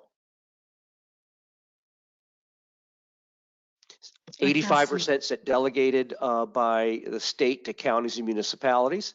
79% say authority to regulate, protect public health, safety, and welfare. 68% said the basis for zoning and other land use decisions, and only 6% said the ability to disobey the speed limit with impunity. So do you want to comment on that, what the correct answers were? Yeah, so it's the ability to regulate and protect health, safety, and welfare. Okay, One. all right. Ready for the How do next I- one, I would take it. My computer. All right, here's another here's another question. Development rights vest when, and this is only select one, construction is complete, applicant wears a three-piece suit, changes are visibly discernible, giving notice to public, public notice is printed in a newspaper.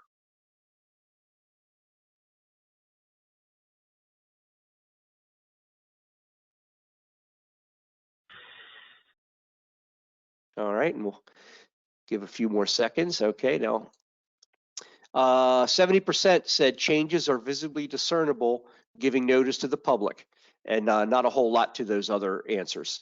What was the correct answer? Yep. Changes are visibly discernible. Okay. All right. A regulatory taking occurs when your lawyer says so, a use is not permitted under the current rules, a regulation removes all economic value in a property, or when it is determined that a variance is needed.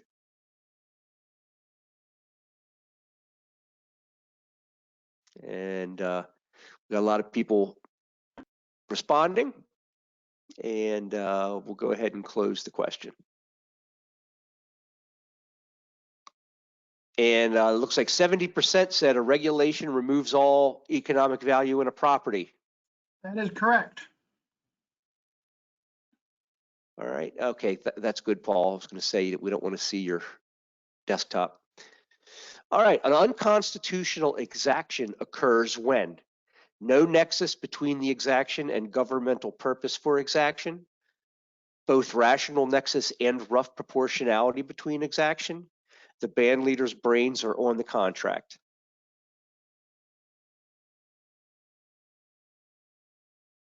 And looks like we got a lot of people. We got over 70%. I'll give everyone about 2 seconds. And 60% said no nexus between exaction and governmental purpose for exaction. Correct. It's A. It's A.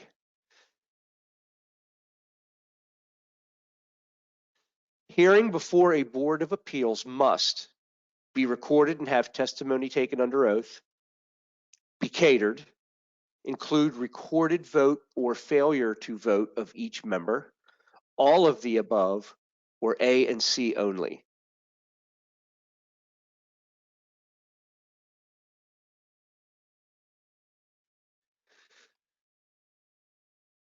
All right, you got about 3 seconds left, folks.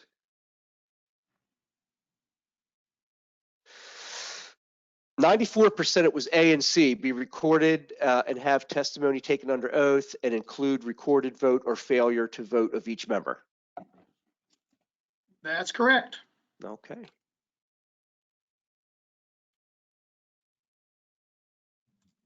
Counties and municipalities must enact public officials' ethics rules for the following: lobbying, financial disclosure, conflicts of interest, all of the above.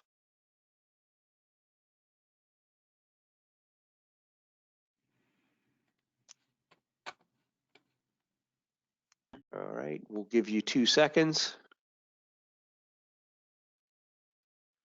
And it was all of the above. 97% said all of the above.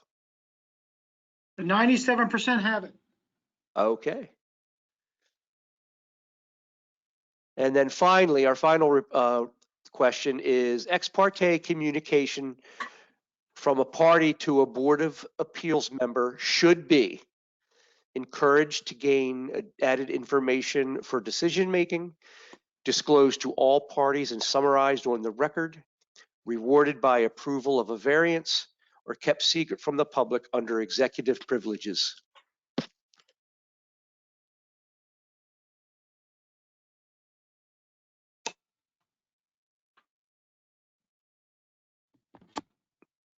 And there we go with our answers. 98% said that ex parte communication should be disclosed to all parties and summarized on the record. I never disagree with 98%. Okay, there you go. Thank you, Paul. Any closing thoughts you wanted to add, or anything you want to say? So John, No, send it over to me. Yeah, I'm sorry, went a little bit long, but thanks for everybody's attention and good questions. John, can you send the email, the presentation to me? Trying to, yes. There you go.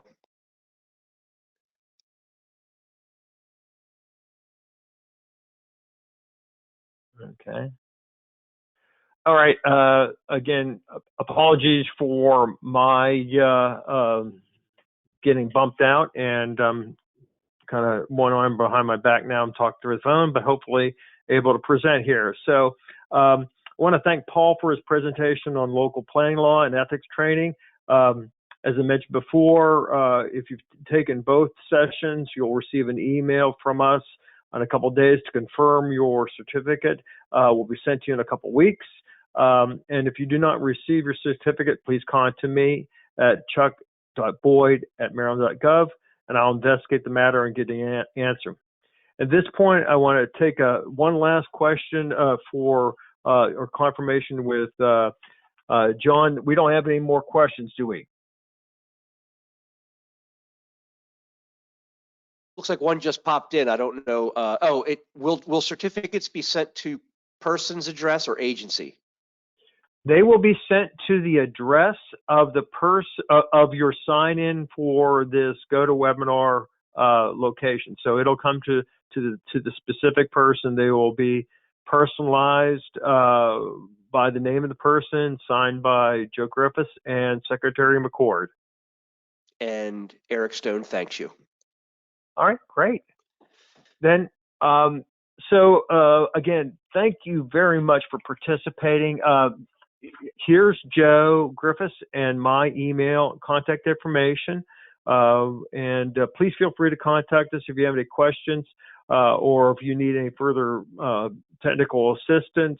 I encourage you to work through your local planning departments, but we're more than happy to assist. Please visit our website at planning.maryland.gov. There's a lot of data, tools, and other resources that you might be able to find there that are relevant to your local planning issues. So this concludes the second day of the two-day virtual Planning Commissioner, Planning Board, and Board of Appeals course webinar.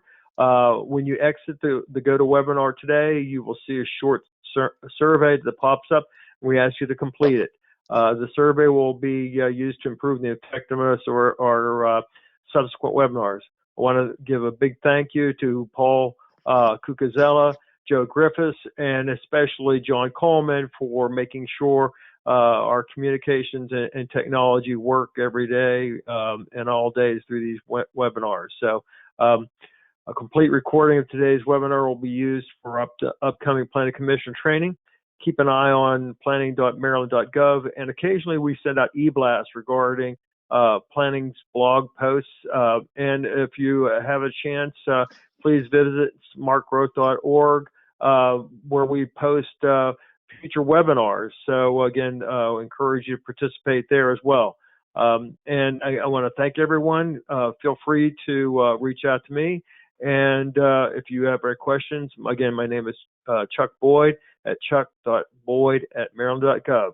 I want to thank everyone so much, and please have a good day and take care and be safe out there. Bye now.